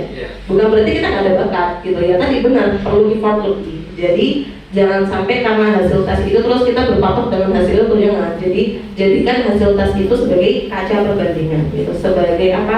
Bantu kita untuk mengenal lebih dekat ke diri kita sendiri kayak gitu.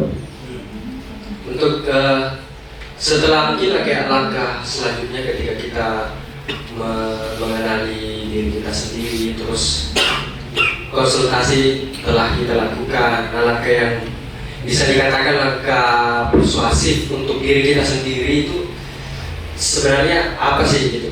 Apakah kita butuh lingkungan yang mendukung, atau kita justru menyewa konsultan ini biar nginap juga di rumah kita, atau kita beli buku-buku yang banyak membahas tentang psikologi misalkan. Nah, ini sih yang saya ingin menanyakan faktor-faktor eksternal ya, artinya yang bisa mendukung, menyokong ketika kita telah mengetahui itu tadi kan.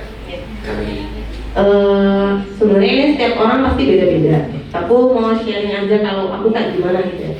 Pertama, yang harus kita punya menurutku itu tujuan.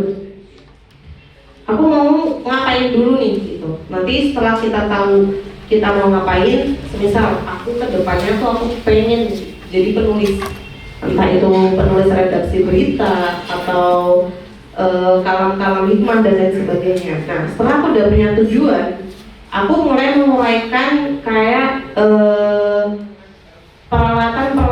ataupun hal-hal yang aku perlukan untuk sampai ke tujuan itu. Misal, oh berarti aku harus nyari teman yang bisa aku ajak diskusi dalam dunia jurnalistik. Terus mungkin aku harus cari seminar-seminar ataupun organisasi-organisasi yang bantu aku ngembangin hal jurnalistik ini dan lain sebagainya. Jadi menurutku langkah pertama itu tujuan. Kalau udah tujuan, baru habis itu menguraikan hal-hal yang menopang kita biar bisa sampai ke hal itu apa kayak gitu. Kurang lebih. Berarti memang jawabannya berasal dari diri kita sendiri gitu ya. Nanti ketika kita telah melewati langkah-langkah yang sistematis, nanti di sini kita bisa menentukan juga langkah selanjutnya yang kira-kira cocok dengan kita. Seperti itu. Nggak mesti harus psikolog atau harus apa ya, kayak tadi seperti itu, harus menyanyi terus misalkan di WC. Pokoknya beda-beda ya. Oke, mungkin kita sebelum lanjutkan kita anu lagi ya, jargon-jargon lagi ya. Kak pembicara udah tahu nggak gerakannya? Jadi kalau saya bilang also who am I gitu ya, cocok penyebutan bahasa Inggrisnya. Who am I, gali potensi, tingkatkan prestasi. Oke, siap teman-teman semua yang baru datang? Oke, also who am I, gali potensi, tingkatkan prestasi. Oke, tepuk tangan ya. Selanjutnya mungkin buat Mbak Rizky, mungkin bisa lebih memperkenalkan lebih jauh lagi terkait mengenai tes tadi, terkait ini ya. Mungkin dilanjutkan Pak Dede. Boleh. Mungkin kita lanjut, justru balik ke slide nomor 5. Nah, aku setuju dengan apa yang sudah disampaikan Ustazah Berli, di mana tes ini ataupun konsultasi dengan psikolog itu tidak menjadi jaminan kita akan mendapat perubahan dari misalkan tes ataupun konsultasi itu, karena mau nggak mau pada akhirnya itu titik perubahannya itu dimulai dari diri sendiri. Yang namanya mau berubah itu perlu mengumpulkan tenaga hingga bisa berani mengambil langkah tersebut. Makanya kita perlu menghargai kalau ada teman-teman tuh yang berusaha untuk mencoba sesuatu yang baru, karena itu tidak mudah bagi dia untuk mengambil langkah tersebut. Itu mungkin seminggu dia menanamkan unsur positif dari dalam diri gitu.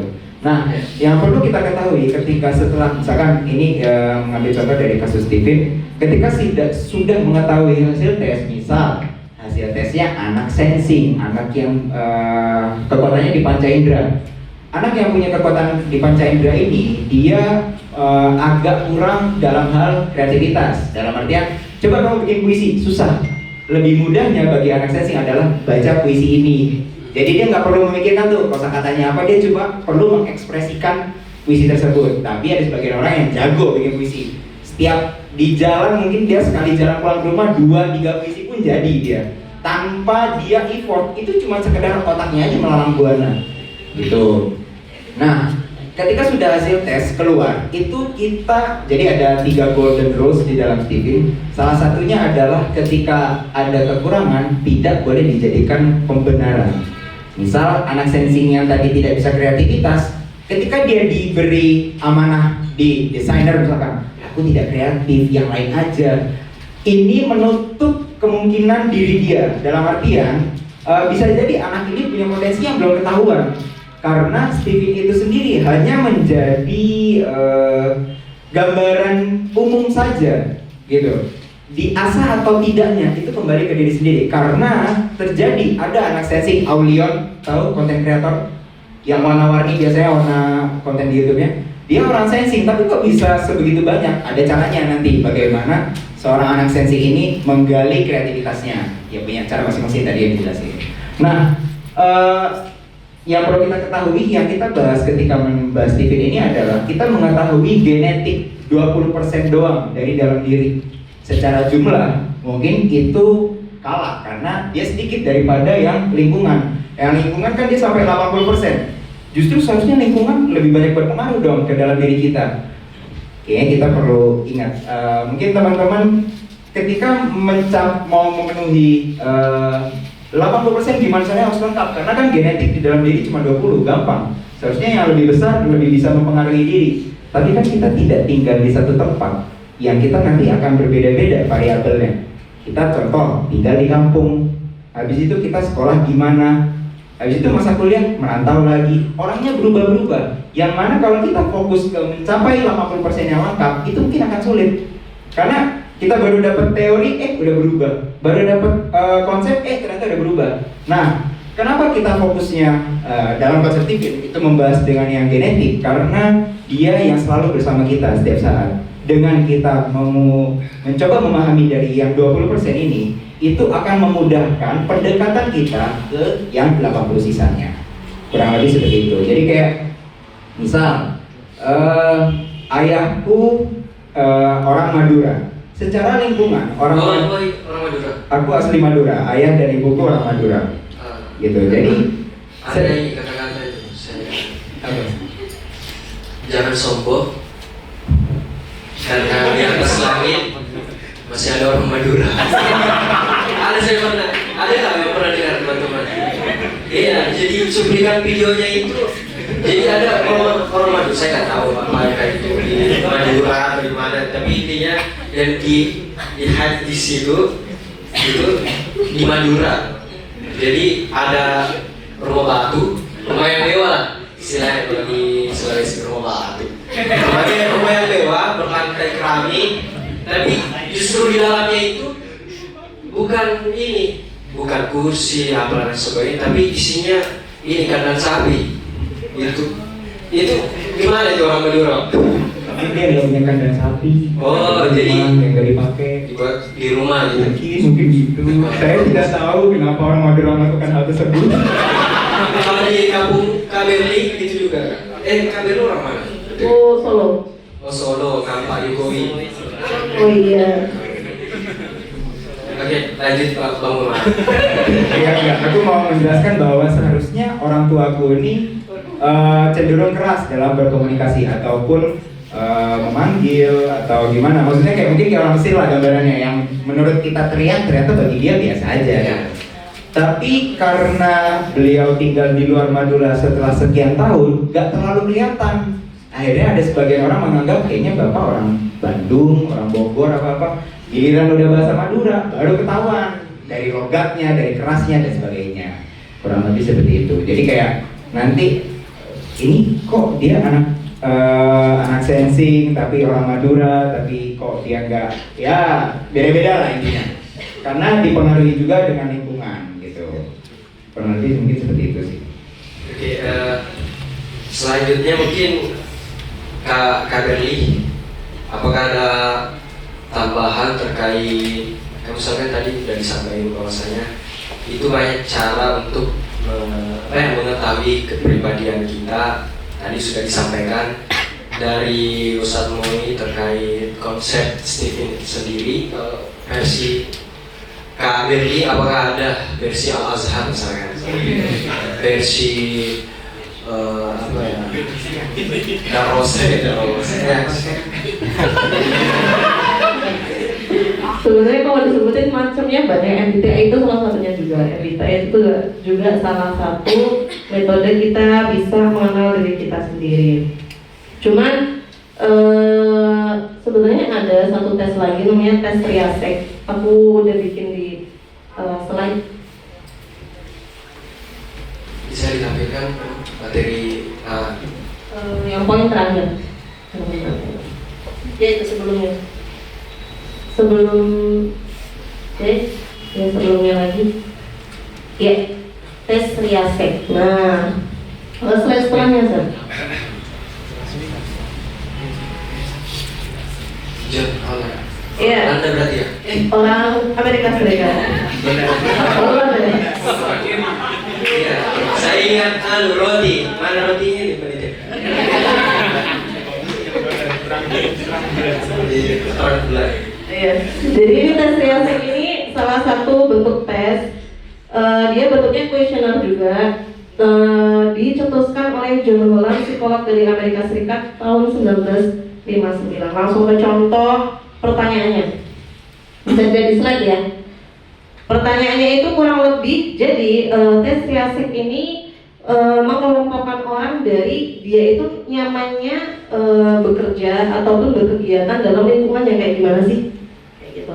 Nah di situ ada pertanyaan kayak kegiatan yang sifatnya praktikal atau kegiatan yang sifatnya menganalisis dan detail atau penelitian. Terus ada kegiatan yang berhubungan dengan musik, ya seni gitu ya. Kegiatan yang berhubungan dengan aktivitas sosial, kegiatan yang berhubungan dengan bisnis dan usaha, sama kegiatan yang berhubungan dengan data. Jadi John Holland ini dia mengelompokkan orang itu dari lingkungan yang menurut orang itu nyaman, dia itu beraktivitas di dalamnya kayak gitu. Slide setelahnya Pak. Ada berapa tipe kepribadian? Dia membagi ada 6 tipe kepribadian. Ada yang namanya realistik, terus ada juga investigatif, artistik, sosial, enterprising, sama konvensional. Yaitu itu 6 pengelompokan ini diambil dari tadi, dari bentuk lingkungan tempat seseorang itu nyaman dia melakukan pekerjaan kayak gitu. Slide setelahnya Kak. Nah ini ya, ini yang aku tekankan tadi bahwasanya ini aku ngambil contoh tes Triasik ini di ruang guru. Jadi kalau misalkan kalian mau nyoba yang versi online itu di ruang guru ada. Dan highlight yang aku suka dari ruang guru itu sebelum kita menjawab tes itu ada konteks yang kayak gini. Kita langsung menuju tesnya ya. Jangan lupa ini adalah tes psikologi. Jadi tidak ada jawaban benar dan salah. Cukup sesuaikan dia dengan diri kamu ya gitu. Jadi benar bahwasanya tadi yang udah disampaikan sebelumnya, ketika mungkin kita nggak pandai di manage, apakah kita salah? Enggak. Berarti kita ada di hal lain. Ataupun kita nggak terlalu lulus nih komunikasi depan orang. Apakah salah? Enggak juga. Berarti kita punya komunikasi di hal lain. Jadi mau menambahi, kayaknya aku pengen ngasih ataupun pengen menyarankan teman-teman nih buat ubah statement ketika ngobrol sama teman yang saya. Semisal kita selalu bahas kayak emang kelebihan kekurangan kamu apa sih? Ataupun mungkin ketika ada orang yang bilang, oh itu berarti kekurangan kamu kayak gitu, ataupun kelebihan kamu kayak gitu. Aku ada masukan mungkin sekarang kosakatanya kita ganti kali ya. Jadi mungkin lebih kayak keunikan, unik. Jadi nggak ada yang namanya kurang atau lebih, tapi setiap orang itu unik. Oh dia tuh emang kayak gini, unik emang orangnya kayak gitu. Jadi mungkin kita ubah statement yang lebih membangun gitu. Jadi emang setiap orang itu bukan beda, tapi unik gitu. Bukan kayak gitu. Lebih halus diterima ya, informasi yang diterima pikiran itu lebih kayak wah kita nggak ada ini, nggak dituntut untuk kalau kamu harus ini ataupun harus kurang gitu ya. Masya Allah. Tepuk tangan dulu teman-teman. Oke, mungkin selanjutnya buat pembicara kita, Bang Rizky, Bang Melly, kita lanjutkan diskusinya bersama dengan teman-teman peserta ya. Barangkali ada teman-teman yang mau bertanya, belum. Ada mungkin yang mau curhat, boleh, terlalu panjang. Yang mau bertanya kepada kedua pembicara kita, silahkan disebut namanya, terus pertanyaannya mau ditujukan kepada siapa, kemudian langsung bertanya. Kita buka berapa orang pertanyaan, Pak Panitia? 15 pertanyaan? Boleh 15 menit. Berarti fleksibel aja ya. Kita buka 2 banding 1 banding 1 mana. Oke, panitia bantu melihat ya, saya cuma 2 mata saya. Oke, yang mau bertanya silakan. Baik, selesai kita. Yang mau curhat. Dari tadi saya yang mau bertanya. Oke, langsung aja ya. Bismillahirrahmanirrahim. Saya mau mengajukan beberapa pertanyaan. Namanya. Oh, Iya. nama Puspita Pabayu biasa dipanggil Pipit. Siapa? Pipit. Oh, Pipit. Oh, kenal Ustaz. Bagus. Oke, pertanyaan saya begini. Saya mau curhat dulu ya. Jadi selama 2 bulan terakhir saya tuh lagi di masa-masa kesulitan ya. Jadi kadang saya tiba-tiba menangis, tiba-tiba ketawa sendiri, tiba-tiba keluar air mata sendiri tanpa ada sebab. Dan ketika saya baca jurnal beberapa juga psikolog, ternyata saya terlalu lama memendam emosi. Terus pertanyaan saya, jadi dalam penyembuhan itu sekitar 2 bulan saya tuh sering sekali mengalami itu, tiba-tiba nangis dan segala macam, dan sembuh beberapa minggu yang lalu. Nah, Alhamdulillah. Tapi masih ada sisa-sisanya sedikit. Pertanyaan saya begini, bagaimana dan itu sembuhnya dengan saya mencintai diri saya sendiri, kayak ketika makan, tiba-tiba ketemu sama orang yang saya sayangi. Self-rewardnya mewah juga. Tapi itu benar-benar berpengaruh gitu. Oke. Nah, pertanyaan saya, adakah cara lain selain itu, selain self reward atau jalan-jalan atau apa gitu, selain itu, selain itu. Terus yang kedua, Oh, 2 berdua. ada berapa ya? Terus yang kedua, kan tadi katanya sebelum kita mencintai seseorang, kita harus terlebih dahulu mencintai diri kita sendiri. Iya. Oke, pertanyaannya, dari mana kita tahu kalau kita sudah cukup untuk mencintai diri kita sendiri? Adakah nilainya? Adakah batasannya? Oh. Terus habis itu, yang sakit. Terus habis itu juga manusia katanya Bentar. Berapa pertanyaannya? ada dua lagi. Tapi singkat. Oke. Nah, terus yang ketiga, katanya tadi manusia adalah buah dari lingkungan. Ya kan, 80% itu dipengaruhi oleh lingkungan. Pertanyaan saya, bagaimanakah prosesnya, sistemnya, atau caranya kok bisa lingkungan itu bisa mempengaruhi kita? Apakah ada sel-sel atau apakah ada cara-caranya dan tingkatan-tingkatannya gitu? Nah, terus yang terakhir ini aku mau nambahin aja. Jadi saya pernah baca buku, isinya begini. Ini buat ini fleksibel ya, siapa yang mau jawab? Jadi kita semuanya pernah merasakan sakit mental, tapi ada tingkatannya, apakah dia parah atau tidak. Nah, terus tadi katanya gini, setiap dari kita juga punya cara masing-masing untuk meluapkan emosi, dan perempuan dan laki-laki memang berbeda dalam meluapkan emosinya. Terus tadi katanya, apakah laki-laki boleh menangis? Boleh, kalau itu cara dia meluapkan emosinya. Tapi kebanyakan laki-laki itu meluapkan emosinya dengan apa? Mengalihkan pandangannya atau mengalihkan masalahnya dengan hal-hal yang lain. Berbeda dengan perempuan. Perempuan itu dengan emosi atau dengan menangis. Jadi tidak aja. Makanya kalau kita lihat perempuan itu sering menangis, fine, karena itu cara dia meluapkan emosinya. Kalau kita tahan, jangan nangis, itu malah akan sakit kayak tadi saya ini. Iya. Sakit sekali. Sakit gitu. Terus yang terakhir ini pertanyaan aja buat terakhir. Jadi disclaimer ya teman-teman, jadi ini pembicara ketiga. Silakan. Oke. Bentar. Waduh, apa itu? Sudah ya. Nah, apakah menurut Bang Moi? Oke. Oh enggak, ini dulu semuanya. Jadi kita itu aku nih ada di posisi di mana di masyarakat itu dianggap berbeda. Di posisi aku, di masyarakat aku, semua menganggap bahwa kuliah itu harus belajar, membaca buku, dan pokoknya harus belajar mengejar tugas semuanya. Tapi aku cara belajarnya berbeda. Cara belajarnya yaitu dengan menganalisis sosial, menganalisis masyarakat. Dan pertanyaan saya, bagaimana saya menanggapi masyarakat yang menganggap bahwa belajar itu adalah suatu kebutuhan dan memang harus butuh-butuh banget.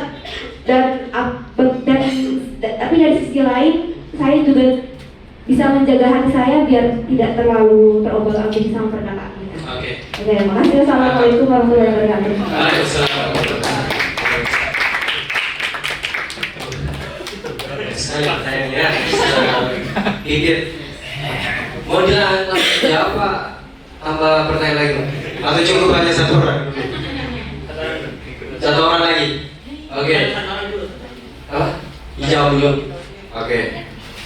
Yang pertanyaan pertama tadi,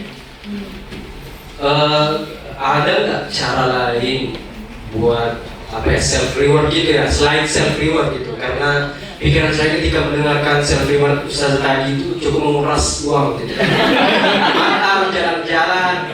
Saya tidak tahu sebenarnya rasanya apa, ada cara lain gitu buat mengapresiasi diri gitu. Boleh dijawab. Tadi pertanyaan siapa?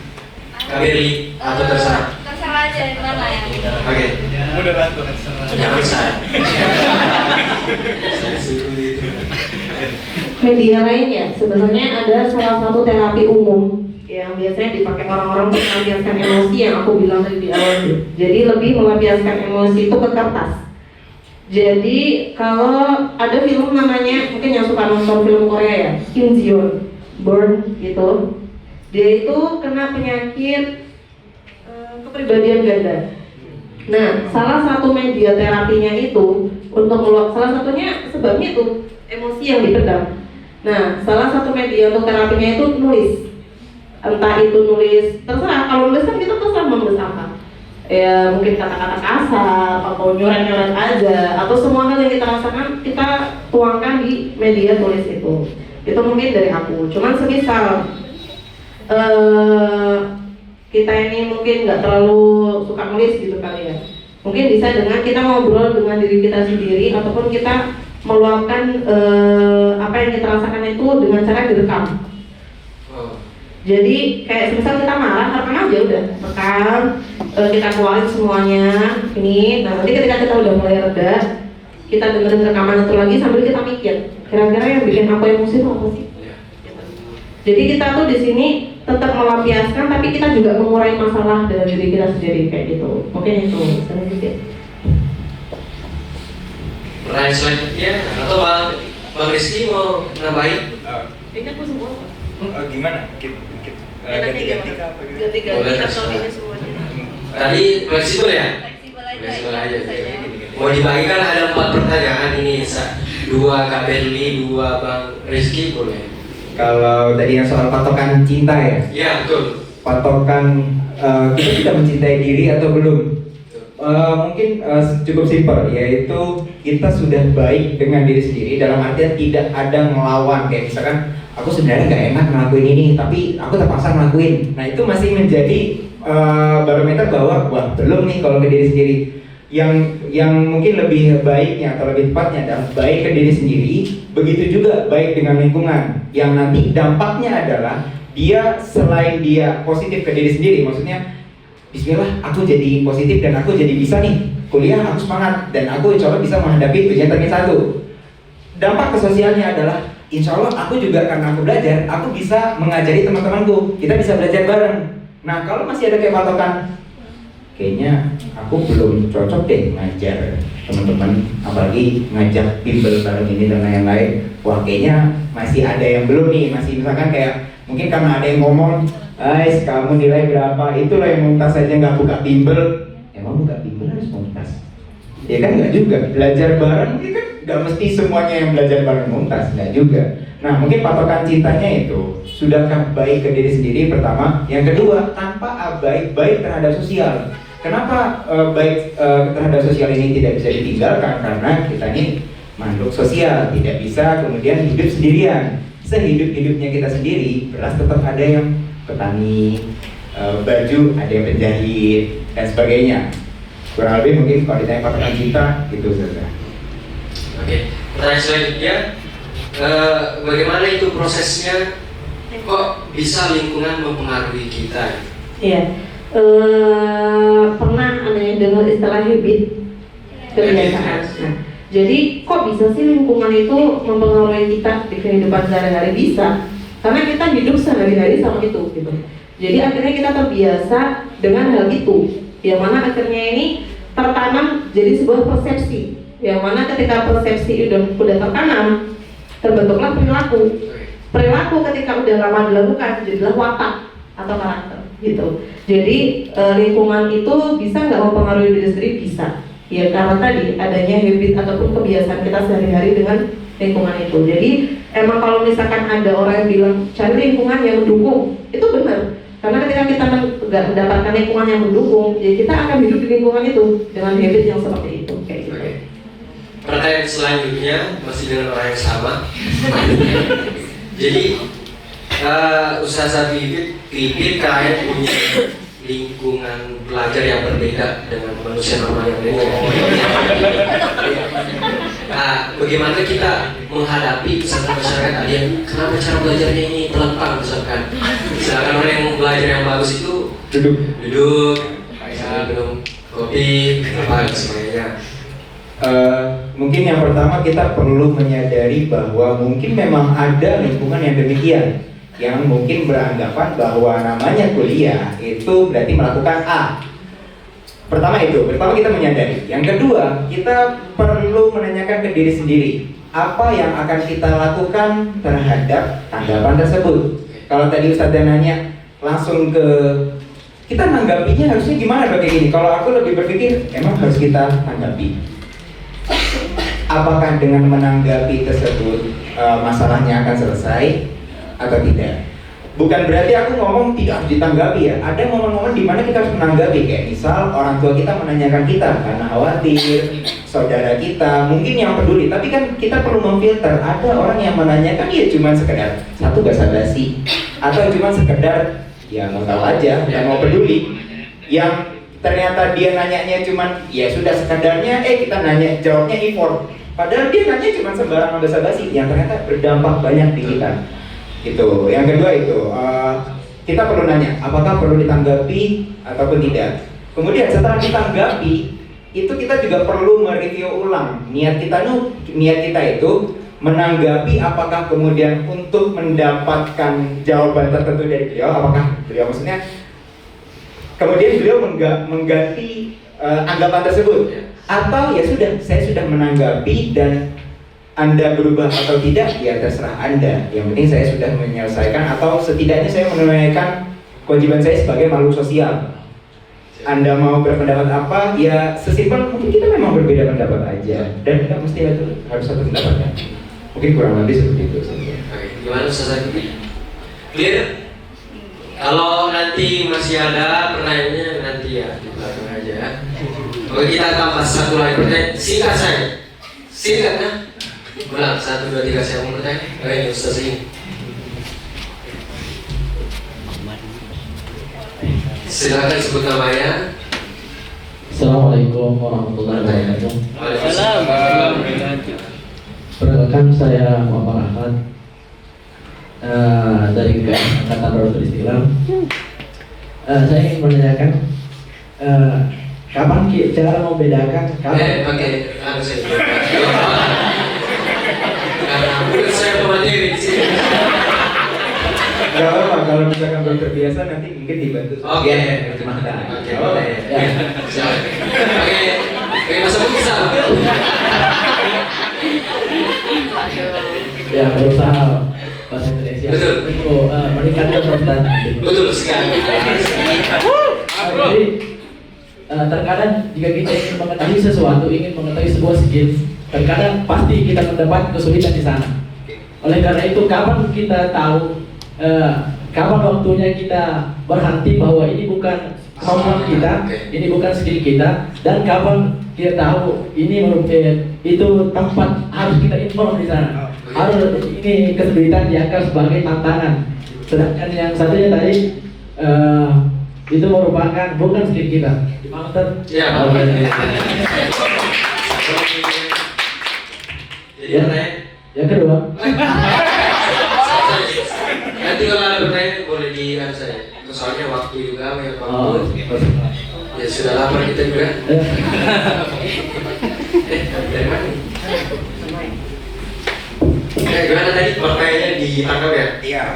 Jadi lagi-lagi menanyakan Batasan skill. Kalau menurutku skill apa yang mau dicapai dulu nih dari skill tersebut? Misalkan kayak let's say kuliah ya misal. Apakah kita benar-benar masuk di bidang itu atau tidak misalkan ya? Atau mau ngambil contoh lain? Atau mungkin ada contoh dari Ustadz Ahmad. Seperti public speaking. Oke, misalkan public speaking. Nah, contoh ambil satu public speaking. Yang menjadi barometer atau batasan kita berada di situ nyaman atau tidak, atau itu, wih ini next challenge nih, next boss istilah kata. Itu adalah kita menikmati atau tidak. Misal masih dianggap sebagai sebuah beban yang kayak misalkan, waduh mau nggak mau besok ada ujian nih, ada latihan public speaking, kok rasa berangkatnya itu berat diri itu. Mungkin dirimu masih ada faktor dari luar. Tapi kita mungkin pernah merasakan di mana teman-teman tanpa disuruh udah ngelakuin. Misal teman-teman nggak ada disuruh masak atau apa, tapi suka eksperimen di dapur. Misal teman-teman nggak ada kewajiban, ayo kita futsal mingguan, tapi dia memang setiap harinya misalkan jogging kebiasaan. Atau teman-teman nggak ada kayak misalkan kita mau kajian ngebahas ini, tanpa ada kajian pun saya sudah baca buku genre ini. Itu mungkin indikator paling gampang kita suka atau enggak, tanpa harus ada iya ya gue suka ini materi ini. Tanpa ada itu, lihat aja apa yang kita lakukan, apa yang kita nyaman. Mungkin itu. Setelah nanti naik level baru ketahuan tuh semakin wah ini mungkin memang bakatku nyaman di sini, tanpa aku ada beban atau apapun aku senang aja, dibayar atau tidak aku senang melakukannya gitu. Tapi nanti ada momen misal ketahuan ternyata aku tuh cuma suka sekedarnya, bukan yang suka banget, yang benar-benar nanti mau menjadi profesinya, ahli di bidang tersebut dan sebagainya, berkompetisi dan sebagainya. Ternyata aku cuma mau sekedar refreshing dengan itu. Teman-teman juga perlu menyadari ketika sudah mengambil keputusan, teman-teman diharuskan untuk bertanggung jawab atas pilihan tersebut. Misal teman-teman sudah kuliah di jurusan tertentu, di tingkat 4, teman-teman menyadari ternyata saya tidak benar-benar mencintai perkuliahan ini, materi ini dalam spesifik ya maksudnya. Tapi habis itu, apakah kemudian habis itu pulang dan ganti fakultas, tahwil dan sebagainya? Enggak juga, kita nggak bisa semena-mena kemudian yang penting aku enaknya kayak gini, aku nyamannya kayak gini. Pertimbangkan finansial, keluarga, sosial dan sebagainya. Karena mau tidak mau kita juga bersamaan dengan itu semua, kita tidak hidup dengan sendirinya. Mungkin kurang lebih patokannya seperti itu.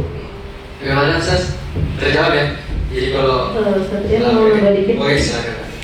Tadi sebenarnya mau ngurai aja sih yang udah disampaikan sama Ustadz Mai ini. Jadi ada yang namanya passion, pernah dengar pasti ya? Passion atau mungkin lebih kayak passionate. Itu artinya ketika kita melakukan sesuatu ataupun terjun dalam suatu aktivitas itu kita merasakan gairah tersendiri ataupun kepuasan tersendiri. Nah benar tadi, sampai nggak usah disuruh pun senang banget waktu itu gitu. Seikhlas itu, nggak dikasih udah nggak apa-apa, itu passion namanya. Nah terus apa bedanya sama minat? Minat itu motivasi ataupun kecenderungan kita untuk terjun dalam bidang itu. Jadi belum tentu ketika kita minat itu passion kita belum tentu. Tapi ketika kita passion itu pasti kita minat. Kayak gitu. Jadi mau nambahin dikit aja dikit, ada istilah minat passion. Terus untuk bakat potensi, kalau bakat itu potensi bawaan dari lahir. Nah, potensi itu apa sih? Potensi itu kemampuan ataupun kecakapan yang kita miliki yang masih bisa dikembangkan. Nah, jadi beda nih orang berpotensi sama orang berbakat tuh beda. Kalau orang berbakat, yang tadi yang diasah dikit aja dia udah bisa. Tapi kalau orang berpotensi mungkin bisa, tapi ngasahnya lebih kenceng lagi gitu. Jadi kan ada kan orang kadang bilang, wah dia berbakat nih. Tapi ada juga yang bilang, oh emang dia berpotensi gitu. Jadi mau sedikit berbagi istilah aja. Ya, teman saya. Gimana Ustaz? Terjawab ya? Oke, semoga Ustaznya dapat skillnya ya. Tepuk tangan dulu teman. Terasa kita sudah 2 jam ya di sini. Mungkin kita pertanyaannya cukupkan saja 2. Nanti kalau memang teman-teman yang mau melanjutkan bertanya, silahkan boleh langsung ke beliaunya nanti ataupun melalui platform dari masing-masing pembicara kita. Mungkin sebagai closing statementnya dari masing-masing pembicara, mungkin bisa memperkenalkan sekilas apa itu ruang rasa, apa itu streaming, dan gimana sih caranya kita untuk bisa mengakses. Apalagi tadi kan ruang rasa ada ruang curhat, begitu begitu dengan sendiri. Mungkin mau dimulai dari siapa? Oke, Berli tadi. Bisa minta tolong slide-nya ke halaman yang paling akhir. Slide-nya Ustaz. Ya, paling akhir. Nah itu dulu ruang curhat ya.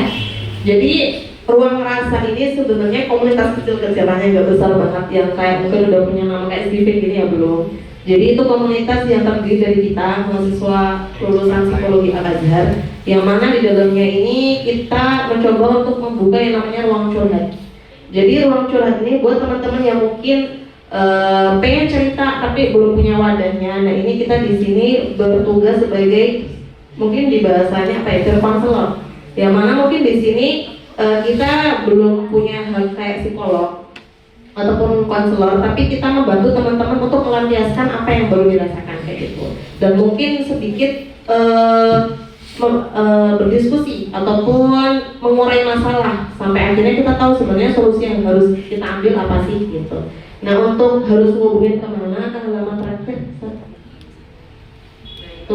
itu ada nomor admin ruang curhat. Jadi yang mau hubungin akan dihubungin, dan sebenarnya ada platform IG-nya, cuman belum terlalu aktif, namanya ruang rasa .pg sama itu gitu. Jadi Anda kalau mau ada pertanyaan atau hal yang mau disampaikan, hubungi nomor yang tertera. Ini bebas kan, biar laki-laki atau perempuan bisa. Iya, bisa laki-laki atau perempuan bisa. Oke. Lanjut Bang Rizky. Kalau aku pribadi, ini karena aku independen dalam artian sendiri. Jadi Steven itu sendiri tesnya nanti bervariasi dari mulai angka 500.000 sampai ke atas, ada sesuai dengan yang dibutuhkan sama teman-teman. Adapun untuk konsultasinya yang tidak membahas Steven, ada juga nanti bisa minta kontaknya aja ke Ustaz Ardiansyah, nanti bisa kontak ke WA ataupun dari IG. Kurang lebih mungkin seperti itu. Oke. Sekali lagi tepuk tangan buat teman-teman.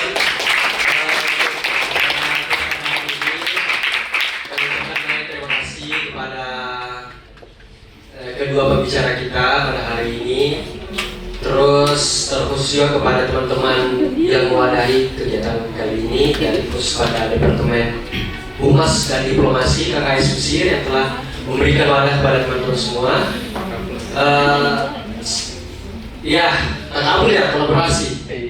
Kolaborasi dengan Takaful. Takaful ini bergerak di bidang sosial, keamanan, kesehatan. ya, atau kesehatan.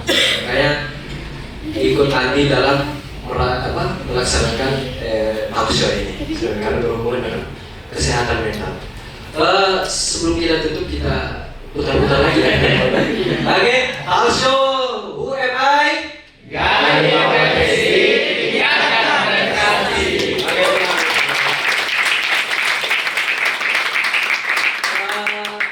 Saya ucapkan terima kasih banyak kepada Kak Berliana, begitupun kepada Ustaz Rizky yang telah memberikan banyak sekali ilmu tentang perdunia mentalan kepada teman-teman semua. Semoga teman-teman yang hadir pada sejak siang tadi sampai malam hari ini, semoga sehat-sehat semua, baik dari fisik, mental dan sebagainya.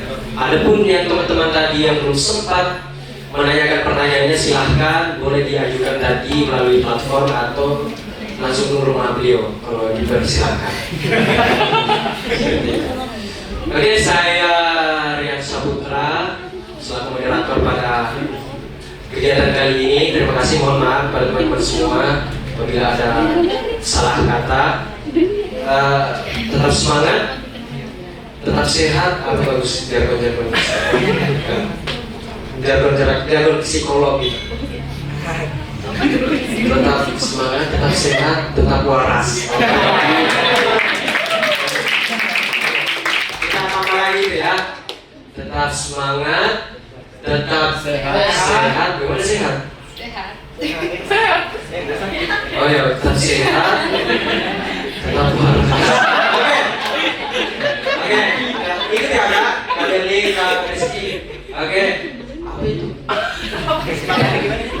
Tetap semangat, tetap sehat, tetap waras. Oke, kita pakai tahu aja ya.